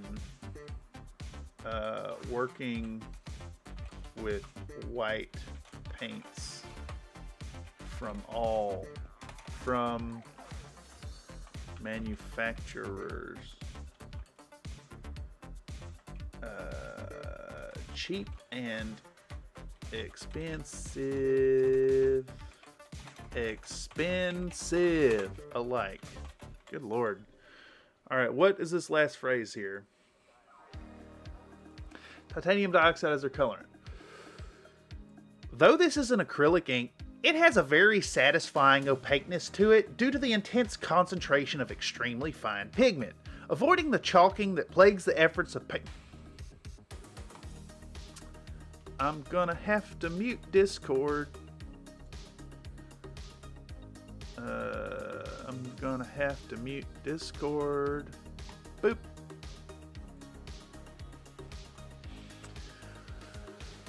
Though this is an acrylic ink, it has a very satisfying opaqueness to it.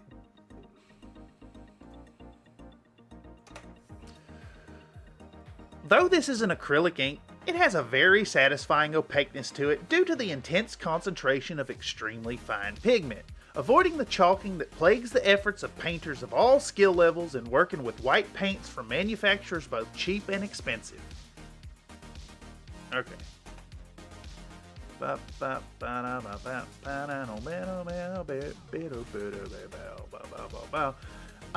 got at while I'm talking. Alright, let's export this again. I keep looking for, so it used to be export import, and I didn't have to do all this nonsense. So also this just having extra steps. I regret upgrading to the current version of Audacity. Immediately inconvenient as heck. Update, please. Thank you. Alright, where does this diatribe about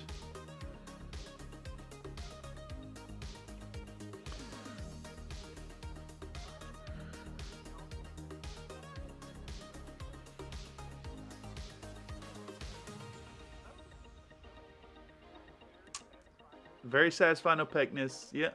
Intense concentration.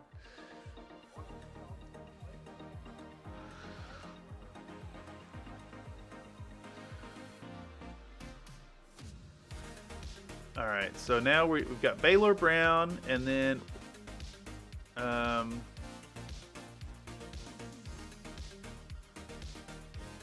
let's say I've already said further, so we can say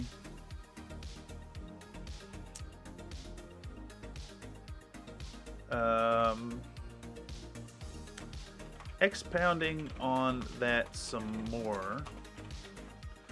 Because it is a white ink, it's great for brightening up many colors, and we'll utilize that same ink for highlighting the Baylor Brown. Okay. Let's put that on the end and see if I can fit that sentence in the section about the Baylor Brown, because I do need to talk about the contrast more directly. Expounding on my voice cracked there. Expounding on that some more, because it's a white ink, it's great for brightening up many colors, and we'll utilize that same color for highlighting the Baylor Brown. Okay. Traffic noise, traffic noise. Traffic noise. File name is not untitled, it will be number 3. And then export not canceled. They changed around so much stuff. It's, God, why? Why do you do that? Alright.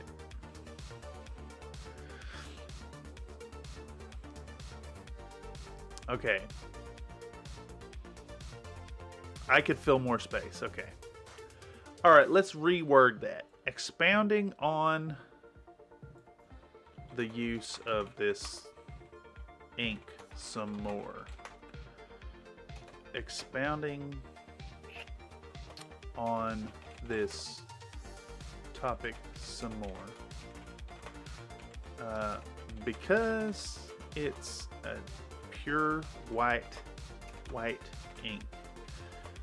Because it's a pure white ink, this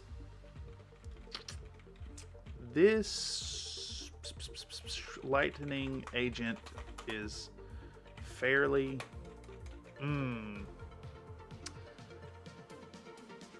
I wanted to say ubiquitous there, but it's not quite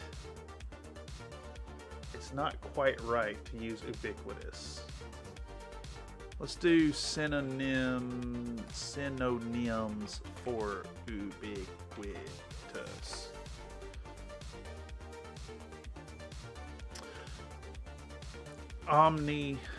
Omnipresent in my paint jobs.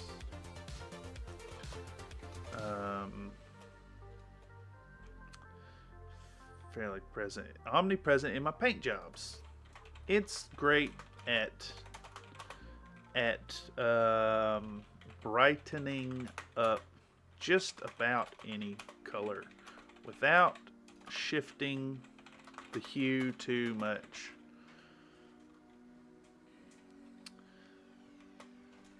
Here we're using the same steps and the same ink to re-establish the Baylor Brown and then highlight it up. Okay, let's try that instead.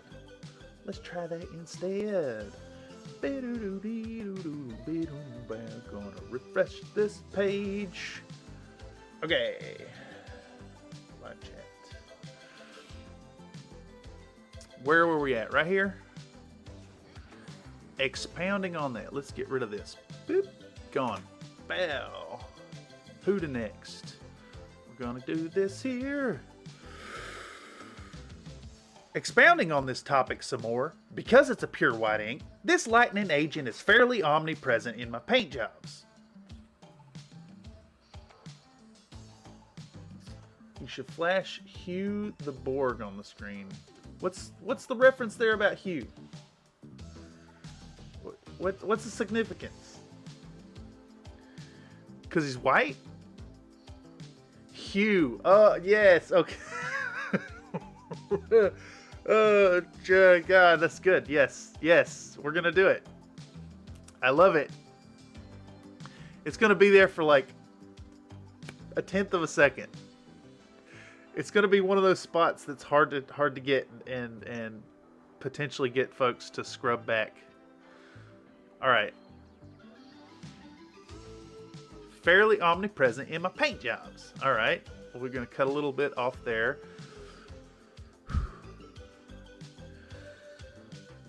It's great at brightening up just about any color without shifting the hue too much. Goddamn traffic. It's just like, I tell y'all, it's uncanny. It's uncanny. It can be dead silent outside, and the second you go to record audio, there's 5 and 6 people with loud ass mufflers going by every 3 minutes.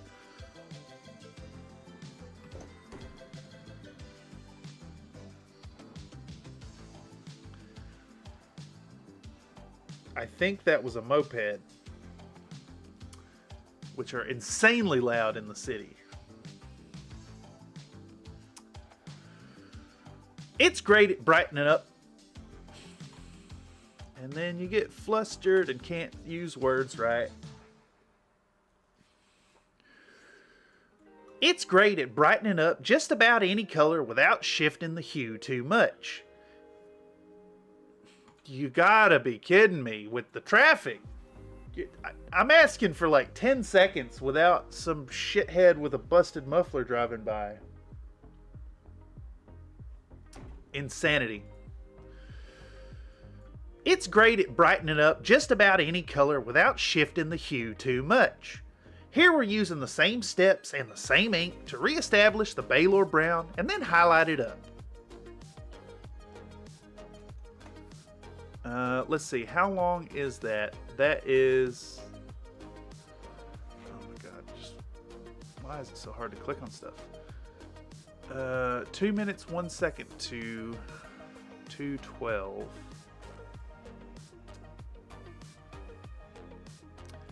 Screw it. Let's just export it and see what it looks like.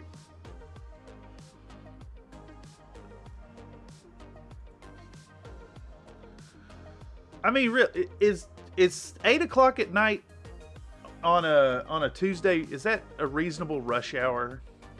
Because it sure sounds like rush hour out my window.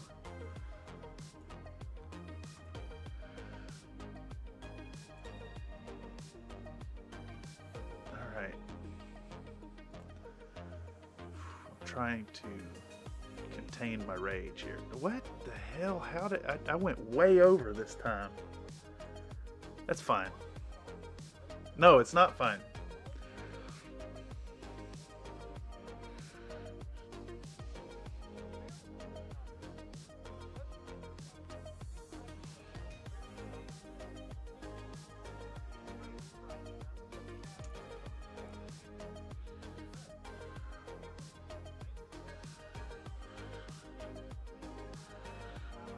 Okay, that's, you know, that's fine. It only goes a few seconds over.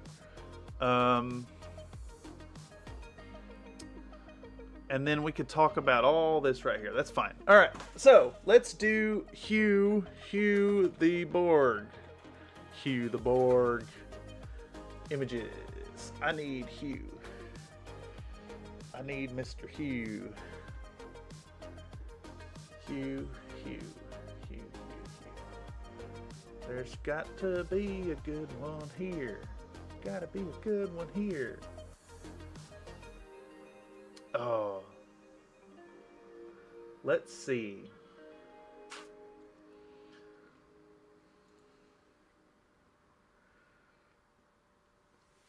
I like this shot. I think we're gonna take this one. I think we're gonna take this one right here. And no, his eyes closed. It's a great pose, but his eyes closed. That's low res. Maybe that one's really low resolution. It is kind of difficult to find a proper high definition good shot of this feller. And I don't want to use someone's artwork.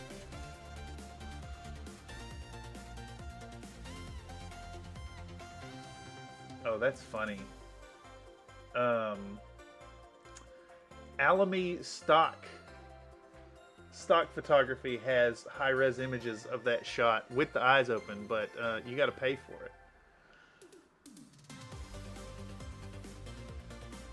How about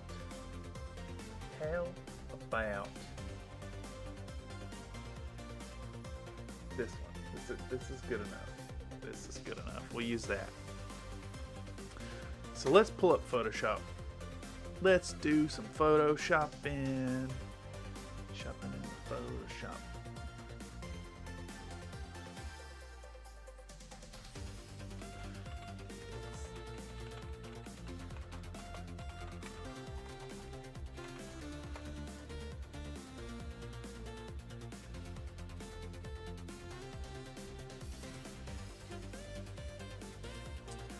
Alright, so we're going to start a new file. We're going to start from our clipboard.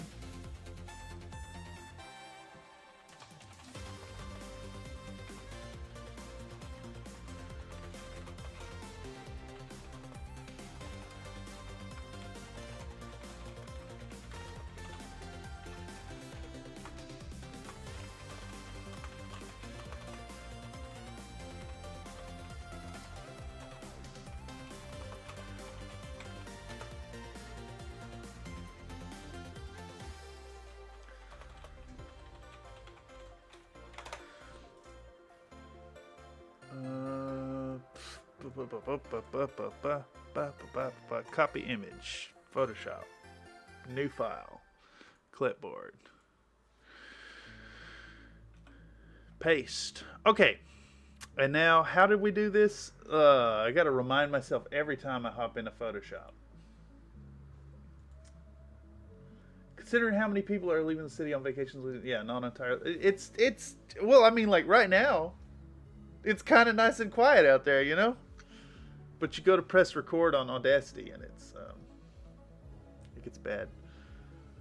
I figured out why the chat appears so out of sync. I'm not actually watching live, but a buffered video audio feed. Yeah, I think I actually just had to click live myself. It has fallen behind steadily. All right, what am I doing here? I have this image, and I want to go to Quick Actions, which I have to click twice. And we're going to remove background. Alright, so it's a little too aggressive. How do I adjust the mask?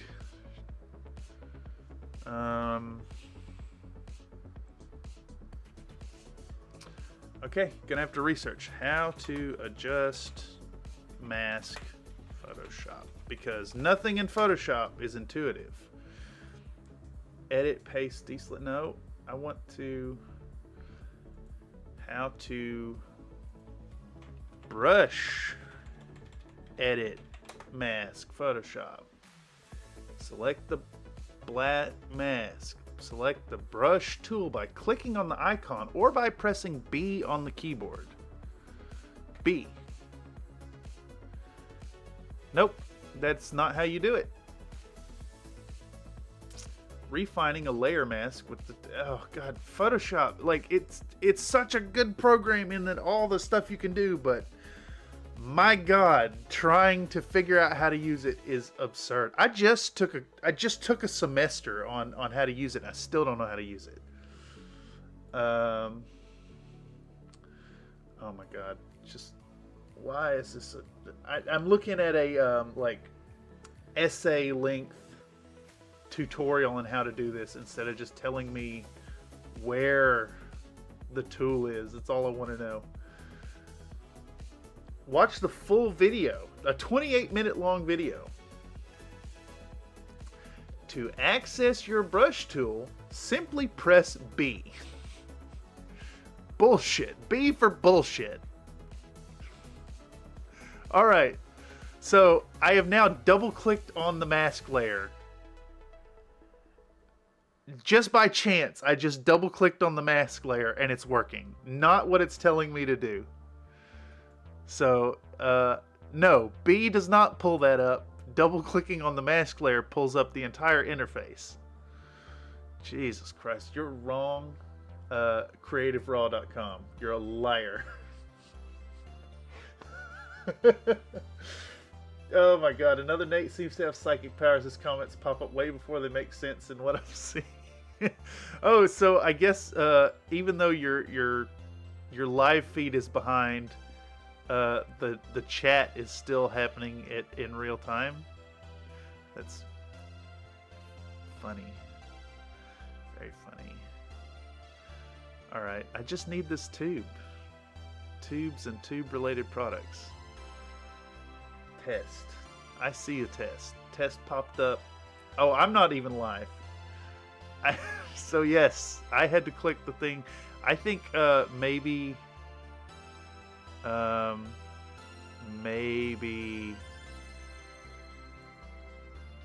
just maybe the stream is getting behind for everybody.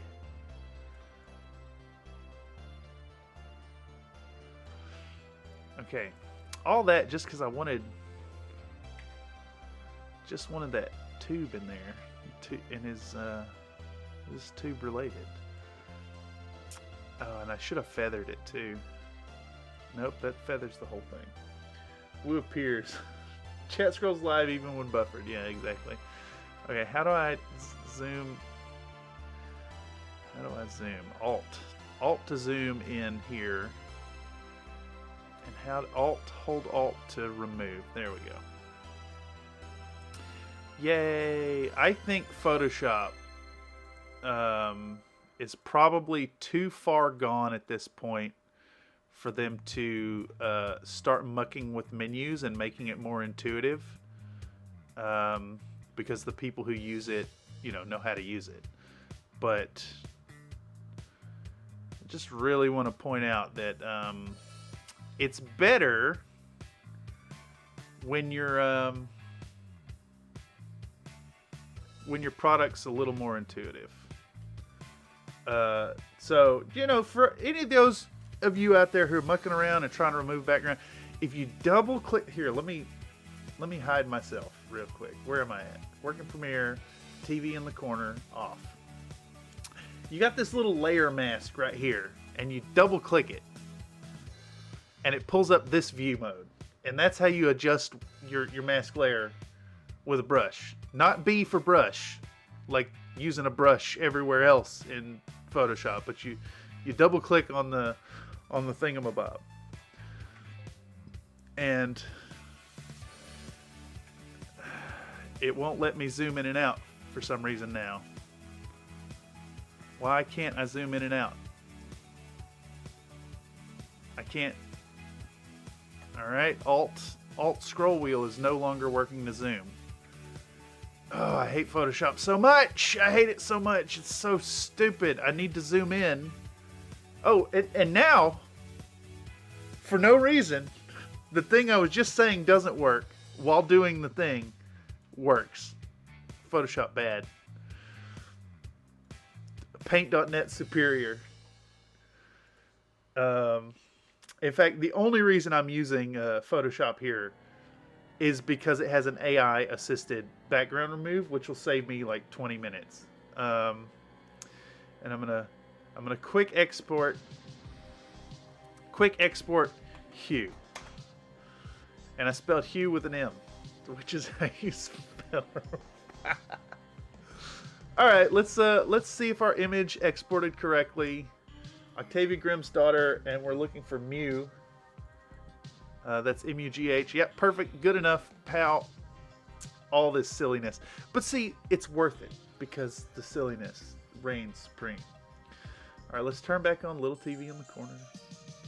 I just found a video search bar slider thing. I've been on pause a few times to mess with Discord and email. All that time added up, me running way behind.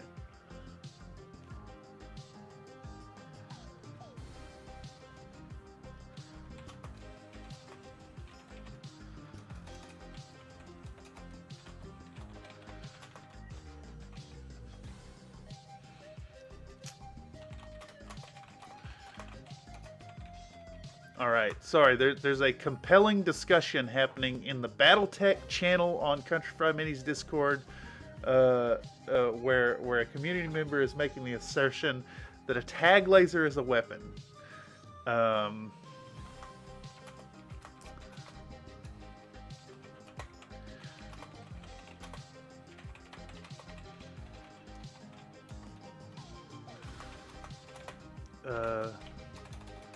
In that the 5 damage, less than 5 damage does not apply.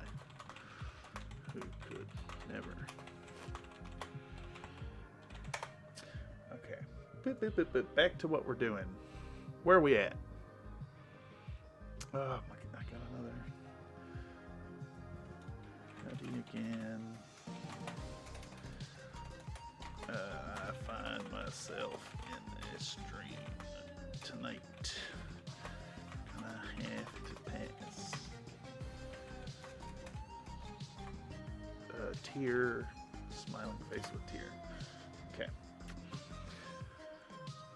So what are we doing now? Where am I? I'm arguing with people on the internet. I'm communicating with chat. I'm letting people down gently. Hugh. We're looking for Hugh.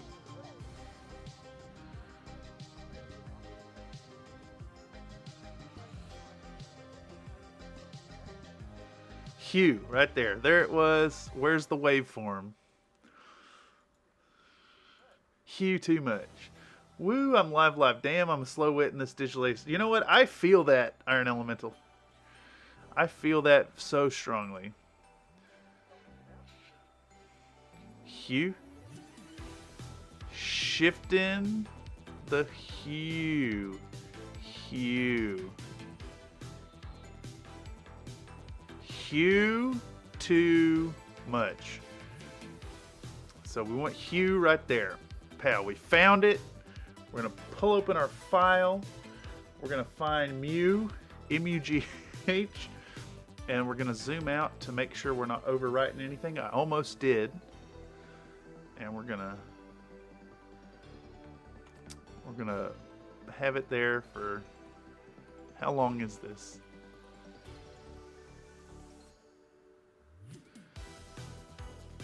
It is less than 1/3 of a second that it's on the screen. All right, so we're going to click on our PNG image and close panel because it thought I double-clicked. And we're going to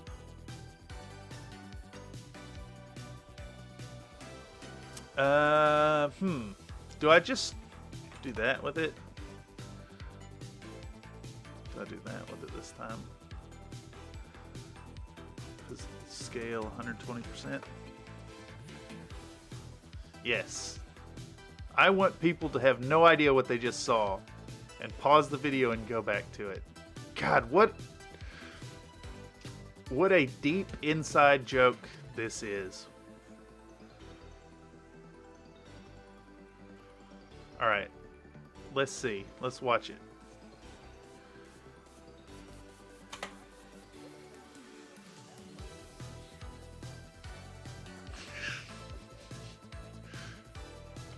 I think I'm even gonna...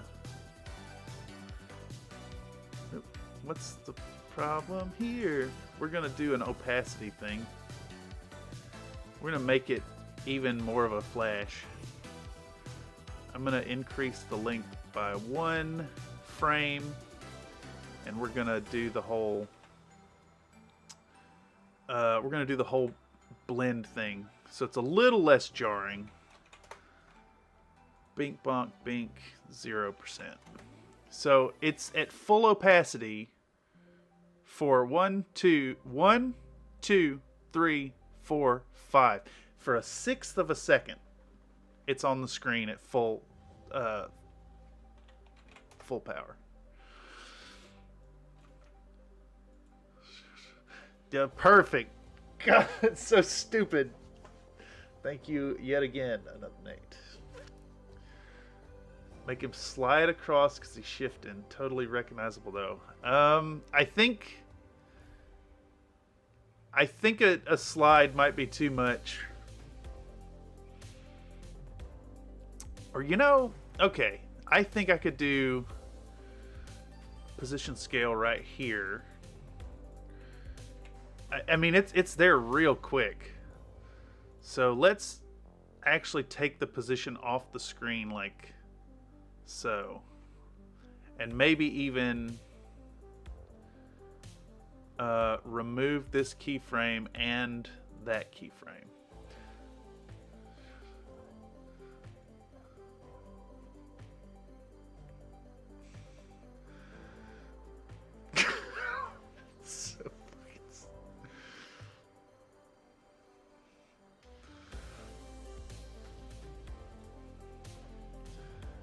All right.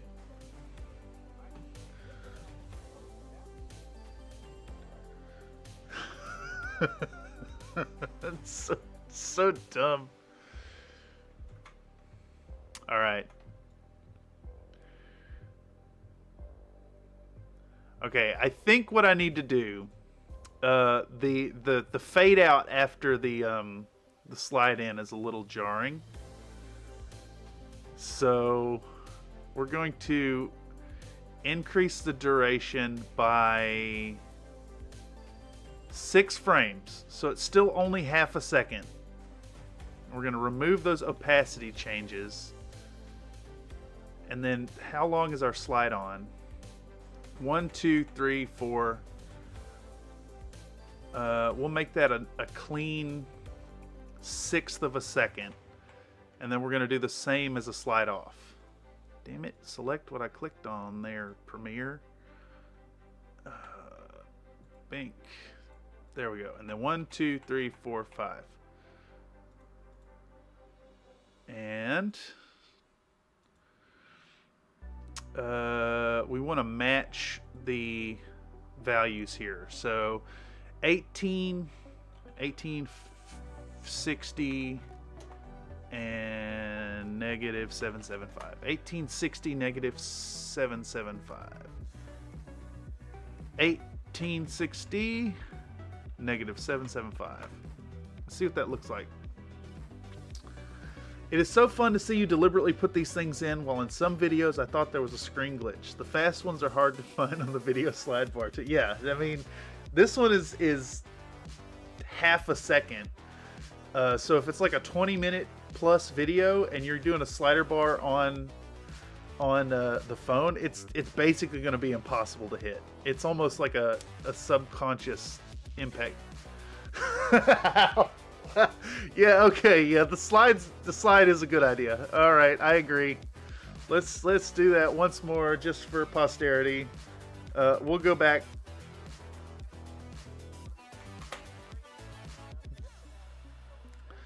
The hue too much. So he comes on with hue and he goes off the screen with 2. Yes, okay, perfect. So stupid. It's so stupid. Lovely, lovely, lovely. Once more to anybody who found this stream via the algorithm after the fact, it's moments like this which is why the Workflow live stream exists. If you're here in the live chat giving suggestions, giving fun ideas, they can go right into the videos right before your eyes. And that also applies to anybody who comes in after the fact in the comments. So there's fun stuff. If you have ideas, if you have questions, whatever, toss them in the comments down below. I read them all. I'll take them to heart if they're a good suggestion. If they're a bad suggestion, I might even argue with you, which will be fun. So yeah. Who am I? Where am I? All right, so we're talking about contrast paint.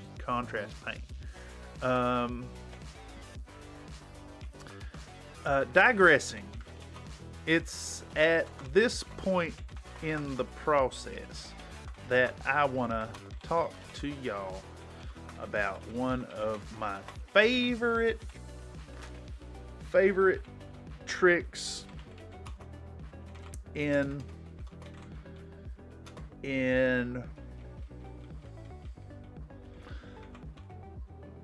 one of my favorite tricks in my, is there a different way to say my? No, it's fine. It's just my. In my personal painting repertoire. In the book. In the toolbox. In the book. In the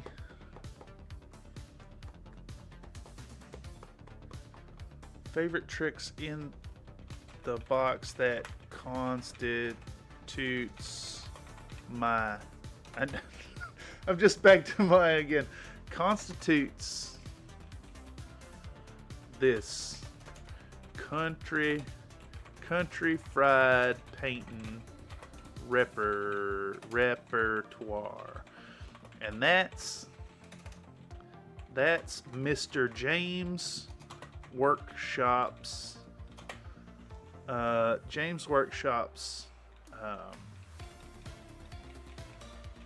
Citadel brand contrast medium. This here semi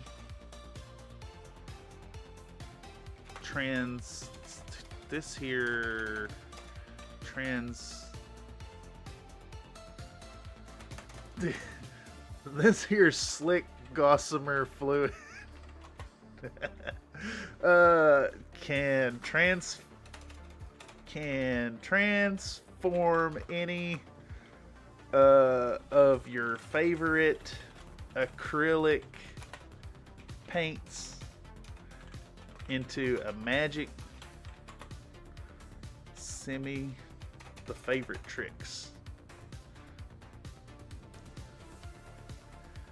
I want to talk to y'all about one of my favorite tricks in the box. It constitutes this the favorite tricks in my one of the no. I think it's more appropriate to drop the my, emphasizing that it's my favorite as opposed to my box.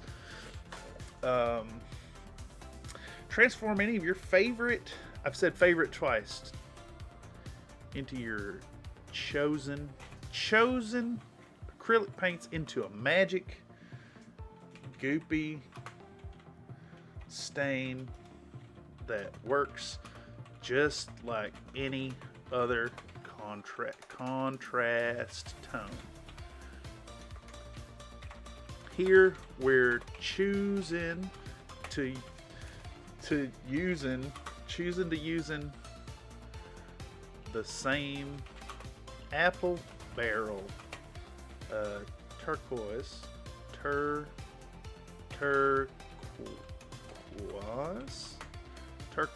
paint to make a cool color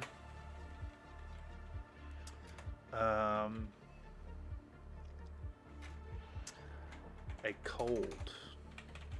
I don't want that to read as cool as in not lame, but cold as in cool as in cold. So I'll just say cold. Into a cold color to serve as the shade and shadow for Octavia's shockingly pale hair, all in one coat. Just a couple big do a new line. Just a couple of drops of the paint.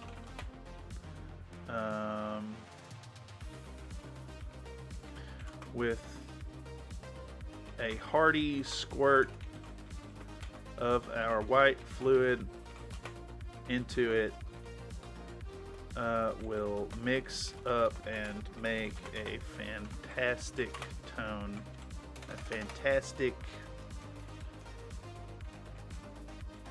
I've already said stain, right? Goopy stain, a fantastic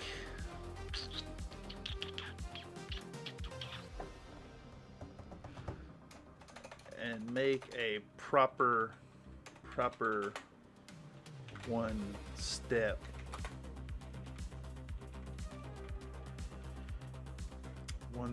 paint. Said paint twice. How do I word this? A proper one coat magic speed paint of our acrylic. There we go. That's better than saying paint.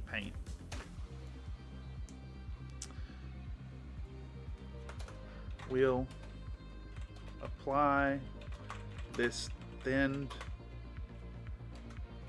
That said, if you're talking about cold, cool, etc., you could add in Arnold Schwarzenegger's Mr. Freeze. Yes.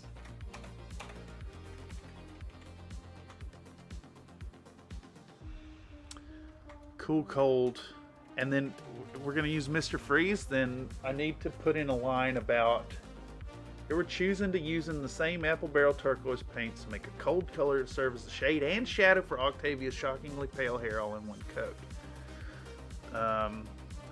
Whenever I'm working with organic bits that need to be white,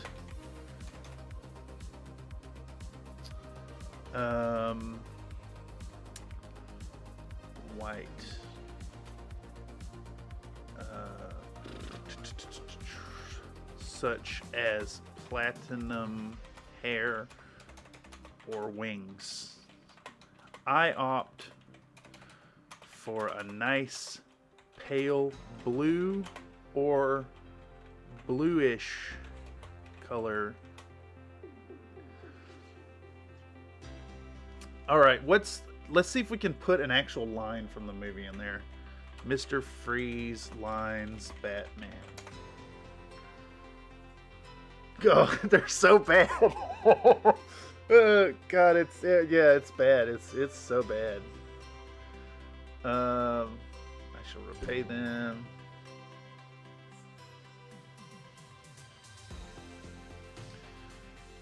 The ice cold space, break the ice. Can you be cold, Batman? Cool. What a stupid character. Good. Yes. Freezing hell. Hell freezes over. Stay cool, bird boy.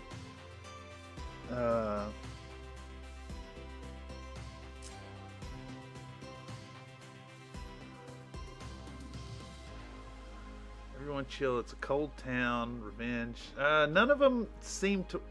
yes. Chilled to perfection. Shockingly pale hair all in one coat. Whenever I'm working with organic bits, it needs to be a white, such as platinum. I opt for a nice pale or bluish color to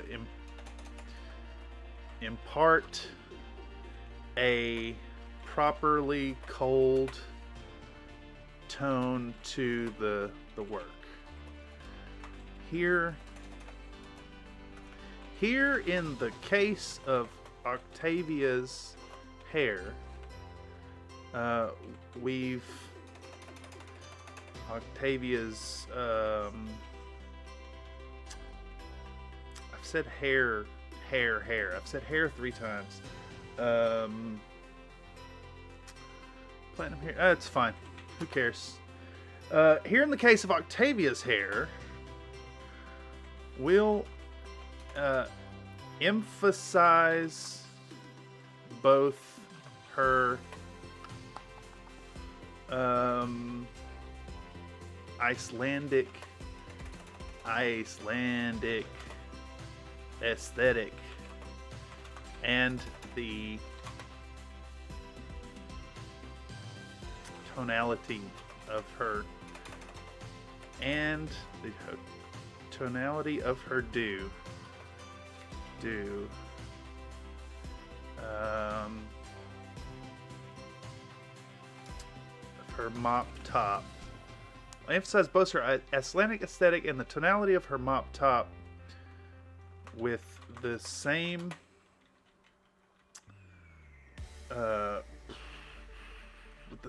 color as the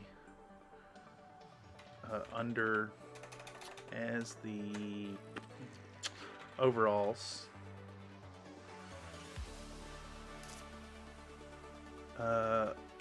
Leaving her looking chilled to perfection, which is a quote from Mr. Freeze. It's a bit of a stretch, but he does use... Oh, it's so many. It's... They're all very bad. Chilled to perfection.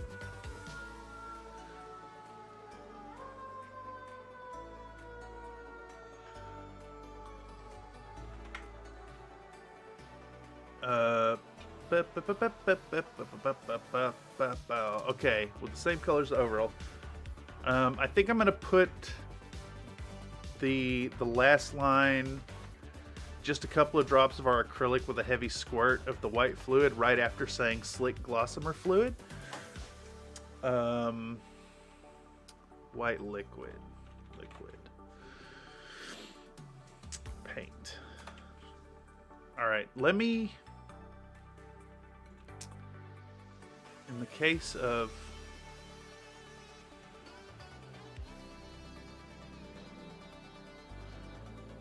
how far in till I start working on the weapon? Okay. I may not be able to fit all this now that I'm looking at it. In the case of both Octavia's hair and her missile launcher, we'll emphasize both her Icelandic heritage and the icy surroundings with that same, with our cooling contrast, cooling color, leaving her looking chilled to perfection. There we go. Which is a Mr. Freeze quote, and then we'll have Mr. Freeze like peek up at the bottom. All right, let's record that on the back end of this here and see if we can get away with it. Icy hair to match your freezing gaze, cold stare. So I need to fit all this in 1431 to 1542. I got a minute and 15 seconds ish to fill up. So let's see if we can't do that right here. Digressing. It's at this. There goes a moped. Right as I click the button. Icelandic and icy surroundings. Frosty, frozen surroundings. Oh yeah, okay. And the frozen surroundings with our cooling color. With our cooling color, leaving her looking chilled to perfection.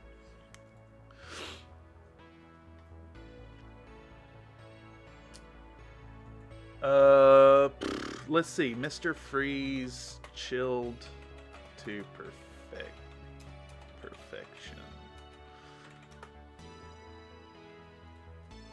Clip. Can I just do this straight up? Can I just steal this clip?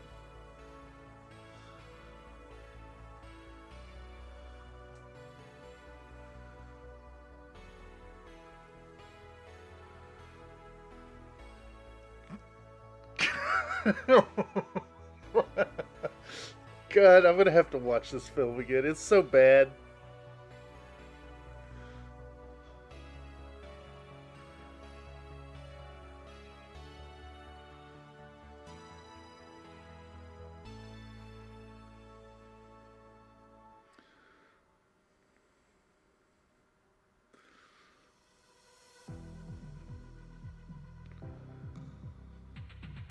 There it was. There it was. Okay. Yeah, alright. We're going to do this. We're just going to take the clip straight up. Yep.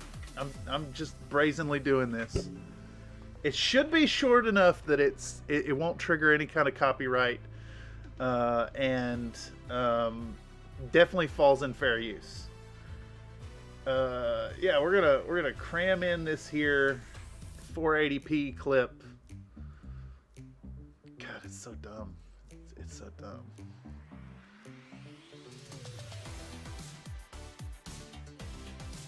Where am I at? Okay, let's record this up while I get that clip downloaded. Alright, that's downloading. Wait, what's the last thing I said? And then highlight it. Okay. Digressing, it's at this point in the process that I want to talk to y'all about one of my favorite tricks in the box that constitutes this country fried painting repertoire, and that's Mr. James Workshop's Citadel brand contrast medium. This here slick gossamer fluid can transform any of your chosen acrylic paints into a magic goopy stain that works just like any other contrast tone. How much time was that? That was a lot. That was a whole hell of a lot. 212 to 233, that's like 20 seconds. Any other contrast tone. Just a couple drops of our acrylic with a hearty squirt.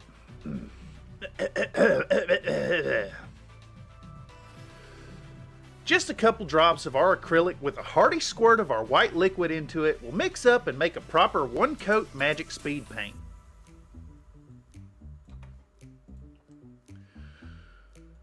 Here we're choosing to using the same apple barrel turquoise paint to make a cold color to serve as shade and shadow for Octavia's shockingly pale hair, all in one coat. I think we're going to run into going over.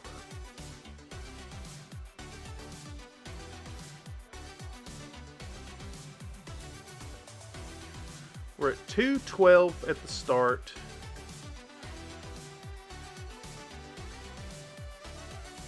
I'm just going to keep going. I can hear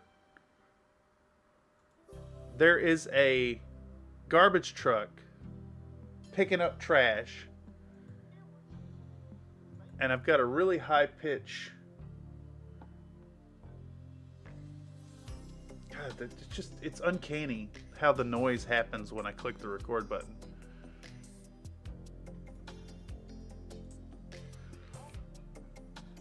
My experience is that it does not matter if I wait till 2 in the morning, 3 in the morning, 6 in the morning, middle of the afternoon. It doesn't matter when I record audio. There's traffic noise right as you click the button. Here we're choosing to using the same apple barrel turquoise paint to make a cold color to serve as both shade and shadow for Octavia's shockingly pale hair, all in one fucking cocksucker. Ah. Sorry about my outburst. That was a good take without any noise, and someone honked their horn for half a second right at the end. Here we're choosing to using the same apple barrel turquoise paint to make a cold color to serve as both shade and shadow for Octavia's shockingly pale hair, all in one coat. Whenever I'm working with organic bits that need to be white, such as platinum hair or wings, I opt for a nice pale blue or bluish color to impart a properly cold tone to the work.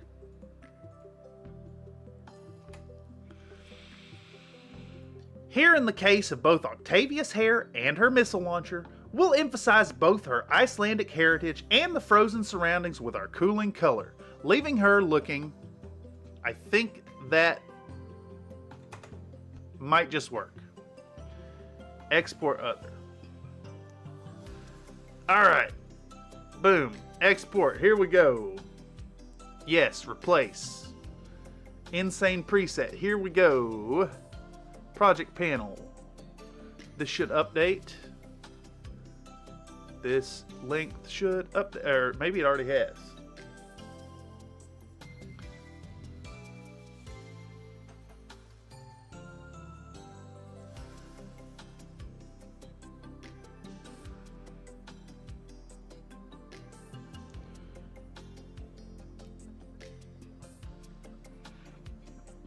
Okay, I actually could fit in another 10 seconds. Holy moly. Let's give that a listen. Tricks in the box that constitutes this country fried paint repertoire, and that's Mr. James Workshop's Citadel brand contrast medium. This here slick gossamer fluid can transform any of your chosen acrylic paints.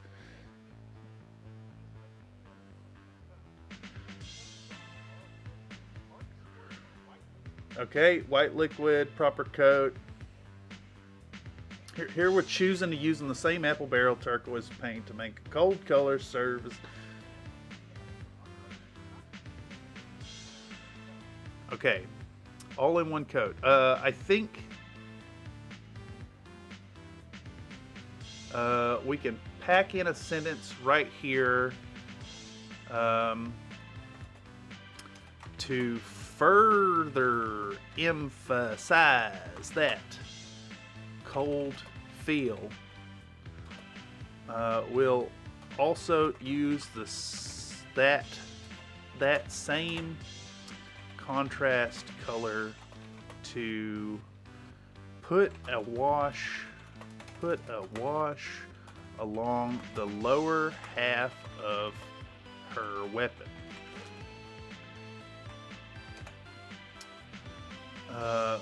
Serving as some subtle blue reflected light on the metallic surface. Okay. Now we need to find properly cold tone to the work. There it is. Okay. So we can cut this out. Control X. And then pull back up our script.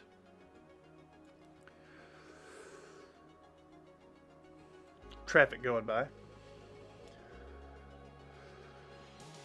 To further emphasize that cold feel, we'll also use that same contrast color to put a wash along the lower half of her weapon, serving as some subtle blue light reflected onto the metallic surface. Okay, so now we've even talked about the hair and the weapon being unified, and we can pop this in and re-export number 3. Boop, export, yes, replace. And then that should update to how long? 3 minutes, 24 seconds. And we can see it right here. It is updated, and we can drag this along.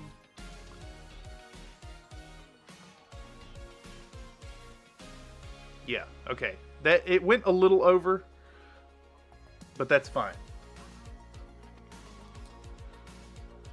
Bluer, bluish. Yep.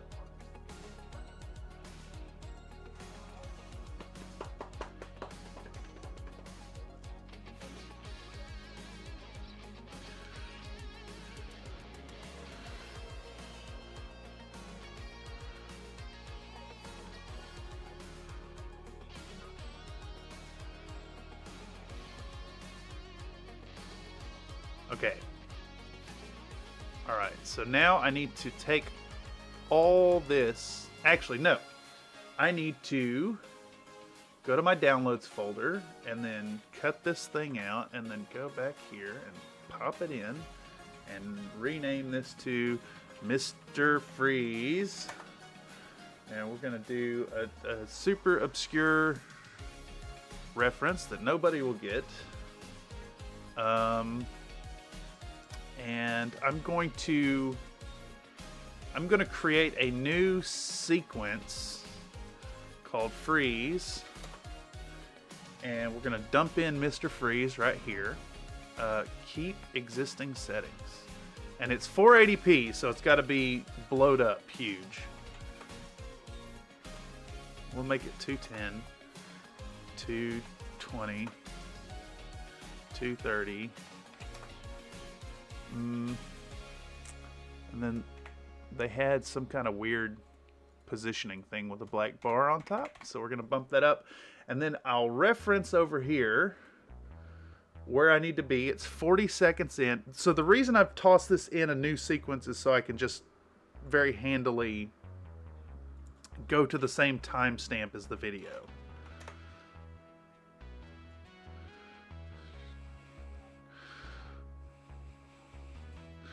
Yeah, there it is, right there.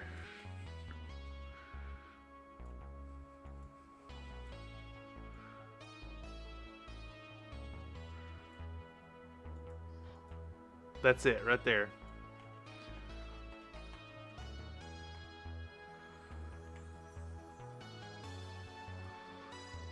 Oh, it's so hard to even tell what he's saying, but it's great. We're gonna do it.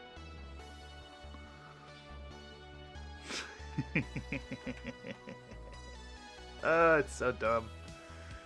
Alright, and we can cut this, and we can go back to main body Oktavia, and stick it right here. Take the rest of our clips and drag them over here. And now we've got to fill this gap right here. So we can just expand this here, boom, by a second. Okay. And then this actually should line up right there. Boop. Okay. References.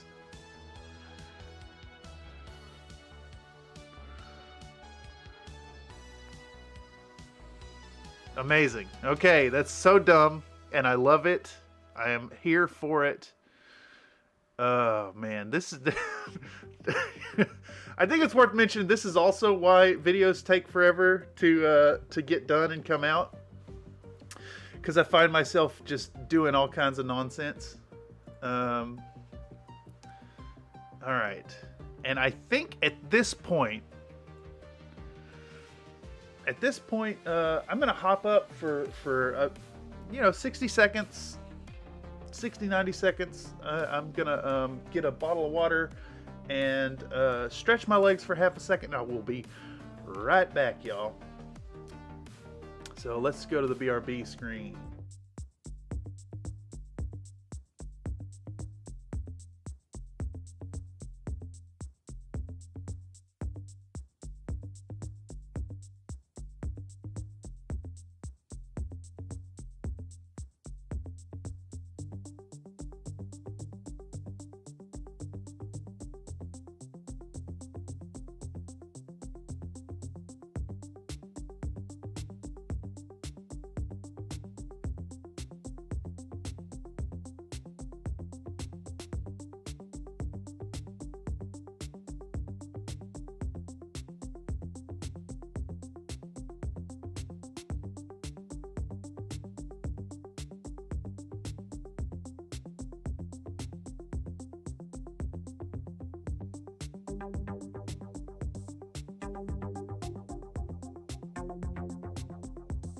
All right, that was a fast one.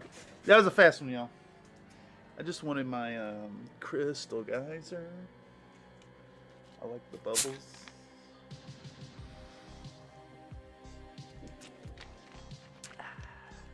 You got a bunch of folks shouting ideas and you implement them all. Well, I think all is a stretch, but I do like... I love community input. It's good stuff. It makes my experience so much better. Okay, so... Holy moly. Oh, this is so disheartening, actually, to look and see how little is getting done. Alright, so... In 2 hours and 49 minutes, I have edited down all the clips here from 12 minutes 19 to 20. So 8 minutes of clips have been formatted, but we've managed to finish 12:19 to 15 foot. We've managed to fill in 3.5 minutes of voiceover. Oh my god. The Oktavia may turn into the Christmas video. No, I gotta get on this more during the day. But hey, we're making progress. Okay, so that is enough with script 3. We're gonna get rid of it all the way to the end, delete it all. Boom, gone. Committed. And in fact, to cement this is done, we're going to search for effect hard limiter. And we're gonna drop in our hard limiter on the audio. And I'm gonna set that hard limiter to -12 decibel. I do that so that it doesn't peak out too much for headphone users. And does almost like a normalization. And actually, while I'm here, I have a music track.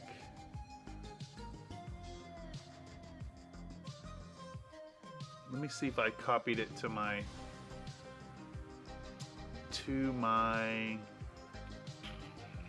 assets folder, music. What was it called? Shit. I'm looking for Midnight Disco by Cushy. Midnight. I did not grab it. Midnight Disco. Cut, back, paste, and we're going to dump in Midnight Disco by Cushy as our music track there. And it needs to be something like negative 30 dBs, negative 30 PAL. Let's do a little, maybe Midnight Disco is not the track. I bet I could find some music that is closer to the full length here. So 12:19 to 15:43. That's 3 minutes and 3:24.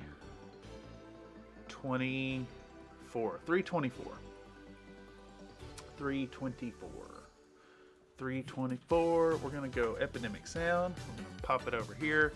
We're going to search for disco because that's what we've been doing for this video, and we're going to go duration somewhere between 3:17 and 3:37. That's fine. PAL.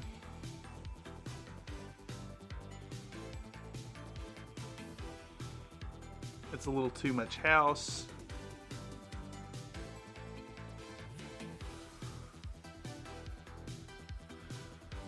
Last one we played was this Disco Fret.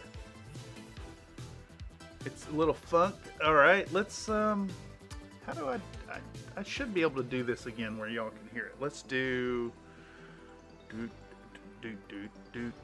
All right, we're looking for, is it demo again? No, it is application audio capture, PAL, and we do this, and we go this, and then we hit play. So last track we used was our Disco Frog.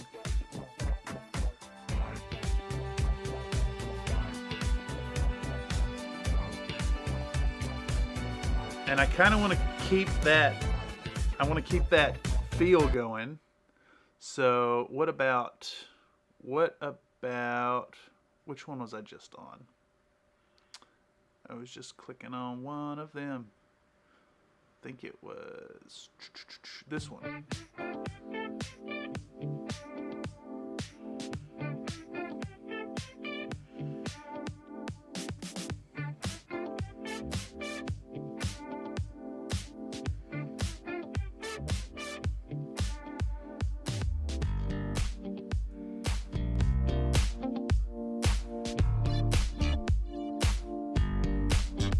I think this could work.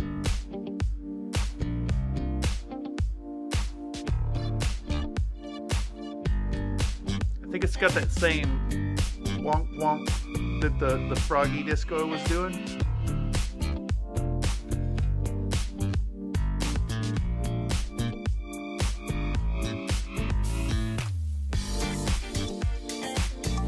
Yeah, let's just go with it.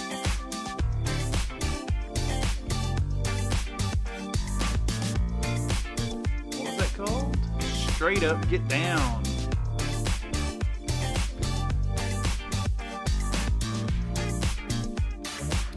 I'm gonna pop that in here. We'll go back to our Premiere. I hope it's not too loud for y'all.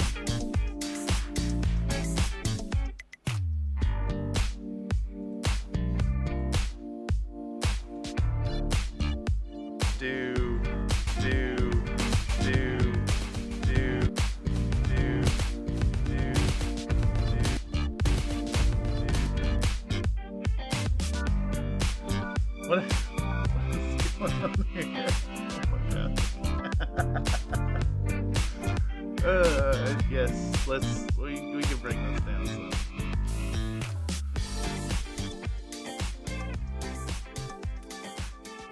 Put that at a reasonable level now.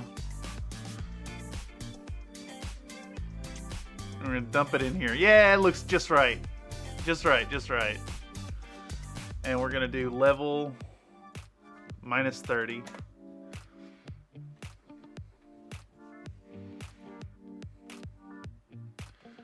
All right. Yeah, cool. Yeah, it works. It works. Epidemic Sound, man. It's good stuff. I can't recommend it enough for folks who are making music or making videos. Well worth the investment. I mean, it costs a little money, yeah. I'm paying by the month for it, but it's been well worth it. I've been paying them for 2 years now.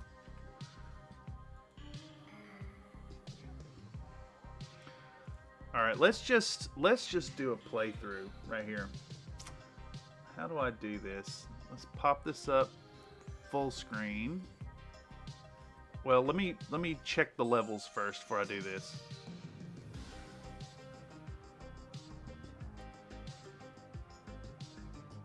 The levels sound okay.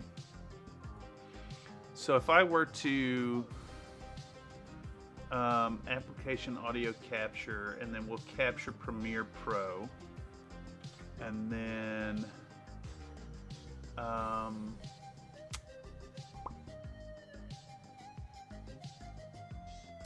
guess I could just do desktop audio. Just do desktop audio, maybe. Testing. Turn off the music playlist. Pop this open. Hit up. Hit play. And let's see. Alrighty then. Now that we've applied all the original colors as well as some heavy-duty ink washing, it's time to re-establish our base colors once more. Though it's recommended to not allow your Nuln Oil to pool up or get too heavy, I tend to favor using this effect to develop some really deep illusory shadows. For that, it falls on my process to cover up a significant portion of the heavy-handed ink washing, painting once more the original tone over areas that already have color. Though it would sound like this is inconvenient, in doing this extra bit of work I can actually utilize the same color twice as distinct layers that enrich the dimensionality of the model. I've found that going through this process works just fine and dandy, contributing to a solid above tabletop standard for my forces. They aren't the prettiest models in the game store, but they're far from the ugliest. Now that we've got that base color rebuilt over the shadows, the next step up is to move on to the highlighting layers. As always, I'm going to get out my favorite intensely pigmented color and fluid, which happens to be this fantastic Liquitex white acrylic ink. The beauty of adding this particular agent into your shades to lighten them up is that it's not only richly intense but pretty dang thin, so you don't have to go to the trouble of adding more water to your already thin paint. Alright, that's enough of that. I don't want to spoil too much for the video. Okay, yeah, alright. Yay, it's working. Cool. So, from here,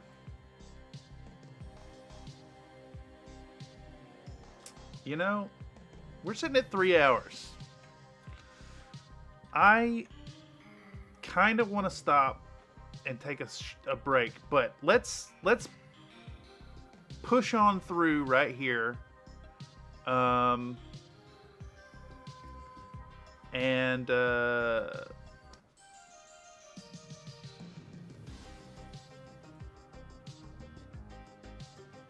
hell is that?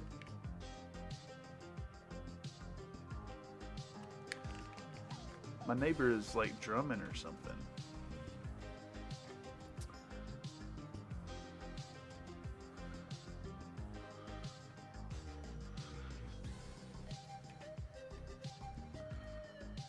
Alright, we're going to clip off the back of this. We're going to fade out our music right here. Boop. And we're going to do -100 on the back end. Give this a listen. Okay, we got the chilled to perfection. That's a reference. All right, so we're gonna do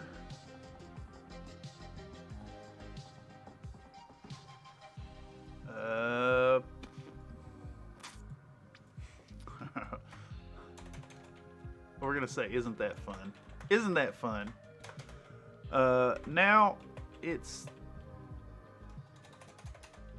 that we're back to just more of the same, I wanna run a sidebar of conversation here and present my thesis again in a stronger format. And present my thesis once again in an earnest attempt to suggest a great method to y'all for incorporating named with a D characters into your army lists. I'm on top chat this whole time. Let's switch that back.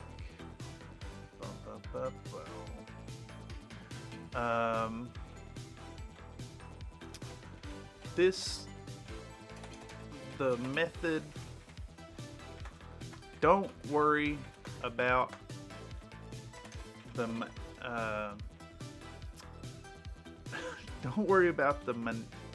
minutiae. Is that how you spell it? Minutia of the paint up at this point. This is just 2 layers highlights.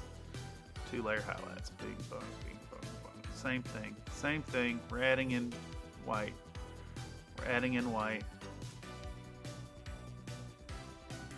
Okay, I don't need to say that don't worry about it.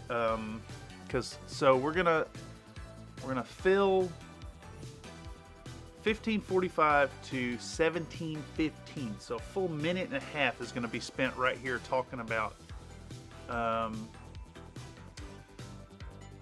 Now that we're back to just more of the same, highlighting method as before, just utilizing the bright magenta instead of the turquoise. I want to run a sidebar of conversation here and present my thesis once again in an earnest attempt to suggest a great method to y'all for incorporating named characters to your army lists. Though it's simple to lean on painting them in the same exact method as the rest of your forces, and you'd be completely valid, and that approach would be completely valid. I'd like y'all to consider the impact of splitting the color scheme half and half between your own palette and the proper box art for characters. In utilizing this method, wherein you find a way to add in your colors here and there, you remain true to the lore of your invaluable game universe. Tying this individual to both the fluff as well as your own forces. The next time you're considering adding a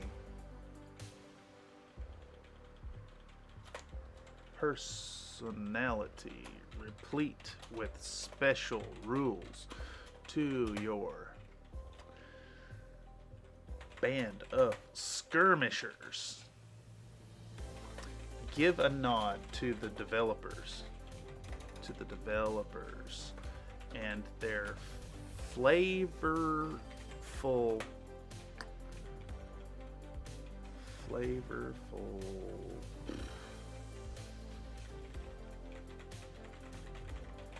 how do I say characters without saying characters?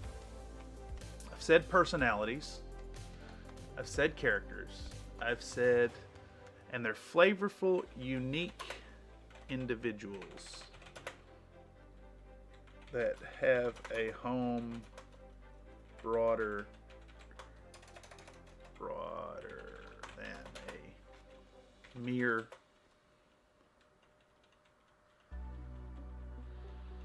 tabletop effect, accentuating your play style.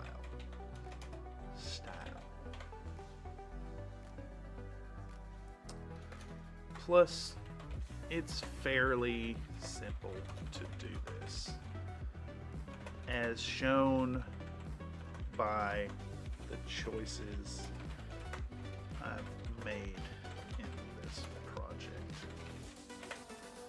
I hope that this example of painting up Oktavia's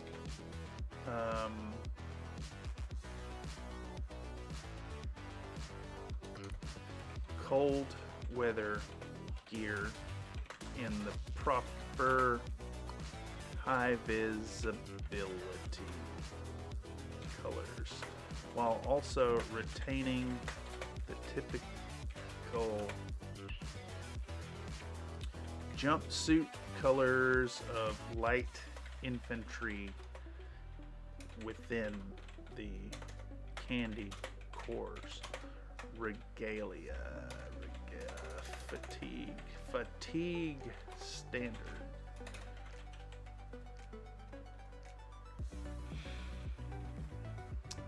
Shows, I hope this example of painting the gear shows that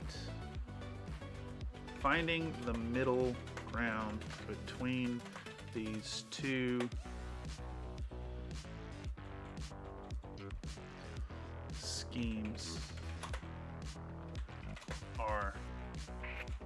is pretty straightforward. I'm sure that with the barest modicum of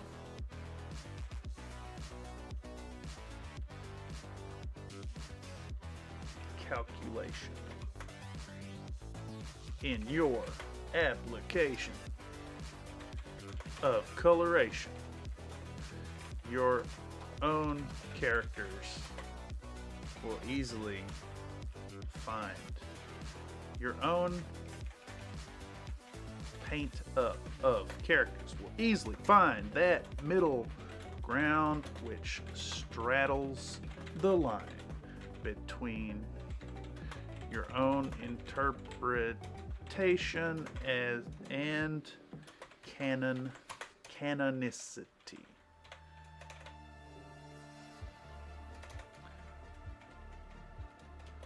Together, coming together to enhance your personal, what was I gonna say here? Your own personal immersion in the in whatever game's universe your models exist. All right, let's try that. Let's try doing all that. Boom, we're gonna get rid of all this. Gone. Okay. Here we go, another lines, more lines. Isn't that fun? Now that we're back to just more of the same highlighting method as before, just utilizing the bright magenta instead of the turquoise, I want to run a sidebar of conversation here and present my thesis once again in an earnest attempt to suggest a great method to y'all for incorporating named characters into your army lists. I think I got that one just in time. My eyes are telling me to do something else again. Also, super chat from Iron Elemental, just leaving a tip at the door. Wow, that's insanely generous, good sir. I once again, I can't believe you've hung out so late. I know the time difference is murder on catching these streams, but your participation and suggestions have been well appreciated this evening, and I hope you have a fantastic sleep. If it finds you easily. I know the insomnia gets me some nights, so pleasant dreams to you, good sir. And thanks again for the tip at the door. It's super generous of you. Where was I? Okay, so we're doing, I think I just said army list. Play. What's the problem?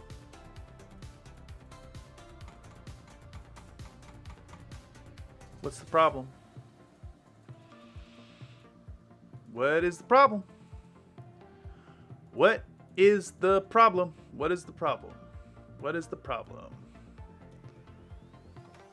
Audacity is glitched out and it thinks that we're still at 2 minutes and 1 second.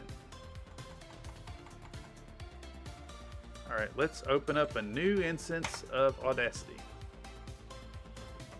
What the fuck is wrong with this?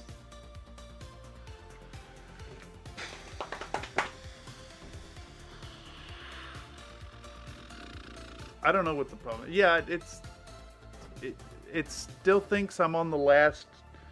It still thinks I'm on what I did before recording this. It's letting me record, but it's not letting me play back. Just doing nothing.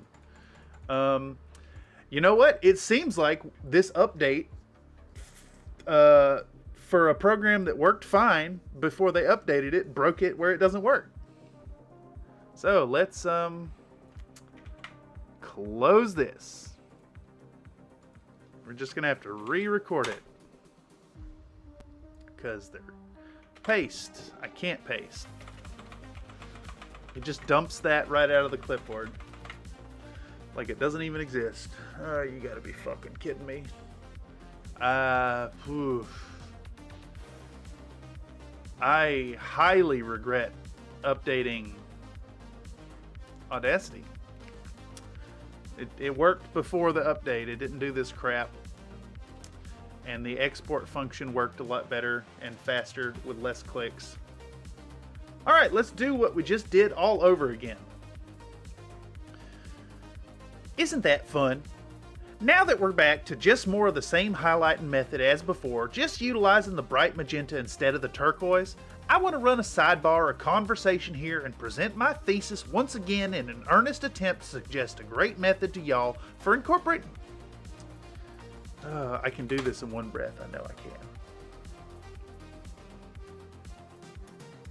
Ah, yes. Enjoy the sound of the F-150 driving by.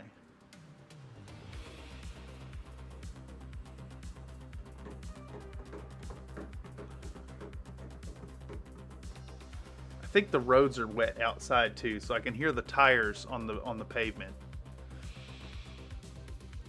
Isn't that fun?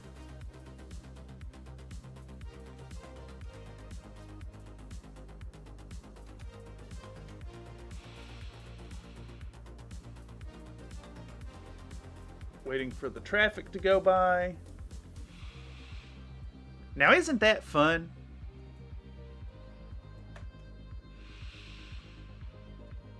Oh, I said now in the next line. I can't say now and then now.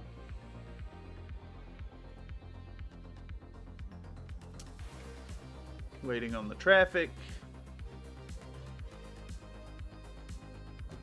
I tell y'all, it's absolutely uncanny. It's almost like the traffic is solely there to interrupt my recording.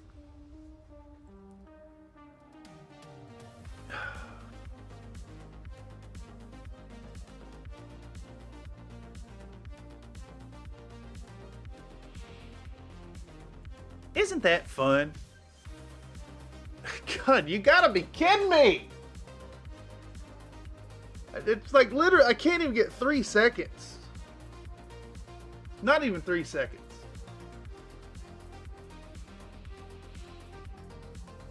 Isn't that...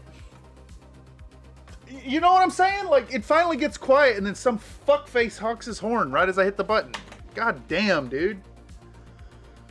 You're about to see me come unhinged on stream.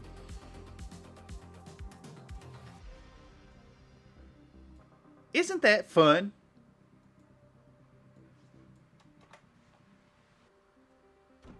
I guess 9:17 at night is when the traffic picks up, you know. It's just one after another, after another, after another, after another, after another, after another, after another, after another, after another, after another, after another, after another, after another, after another.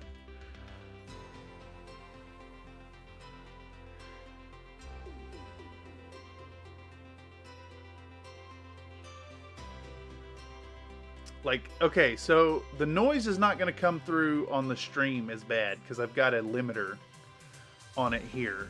But I'm just getting raw audio directly into the mic when recording with Audacity. So it all shows up. Like any noise outside. Which is why I often do these things at 3 o'clock in the morning.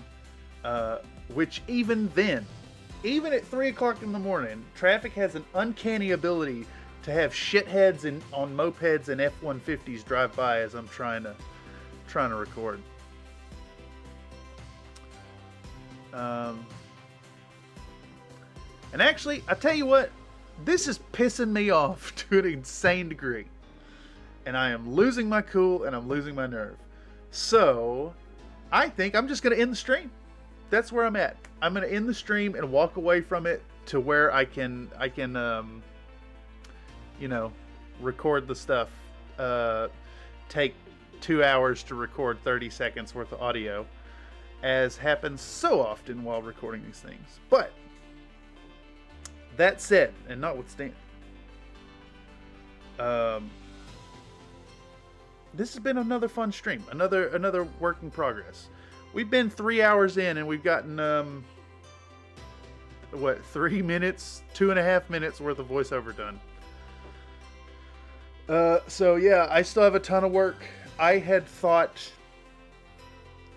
for some reason, I thought that I could get this editing done in 2 weeks and have it out and have another video out by Christmas. But moments like this are a reminder how that's not going to happen. So we'll get this one out as soon as possible. I'll pick a good date to drop it. Obviously, the increased traffic for the holidays is a huge problem. Just like, what the heck. But Oktavia video coming soon. I still need to shoot and film talking heads. I still need to shoot a couple green screen segments. I still need to edit down the thanks to the patron section. I still need to film the model reveal. I still need to edit that down. So it's just,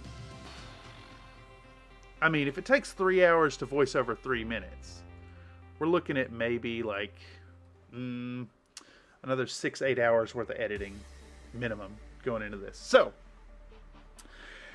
in any case, I'm going to sign off for the evening because the traffic is pissing me off. And I don't want to be foul on stream. But yeah, this has been another installment of the Workflow live stream. Expect these from time to time. I don't think I'm going to schedule them. I'll just make them happen. And if you happen to stop by, if you found this via the algorithm, this is a great place to peer behind the curtain, see what's going on, inject your own spin on things, perhaps suggest some fun scenes like the Mr. Freeze as suggested by Iron Elemental, or Hugh the Borg as suggested by another Nate. Thank y'all so much for your input. Yeah, come check it out. In any case, I've been Cameron on behalf of Country Fried Minis. Tonight, I'm not presenting from the Bullshit Corner 2.0, but instead I'm sitting here in front of my workstation, in front of the computer, getting a little work done, letting you see behind the curtain, see what goes into Premiere Pro editing. Once again, another shout out over to Into the Trail Hobby Show. If you ain't seen his work over there, check out his channel. It's really good stuff. I think you can just click the name in the chat and get over to that. And if you've also if you found this via the algorithm and you're not a member of the Country Fried Minis Discord already, consider signing up. Come on over. Check it out. Let's see what you're doing in your hobby corner. I'd love to see it. In any case, wrapping up, I've been Cameron, and I'm going to go do and eat, indeed. And I hope you all have a fantastic evening. See y'all later.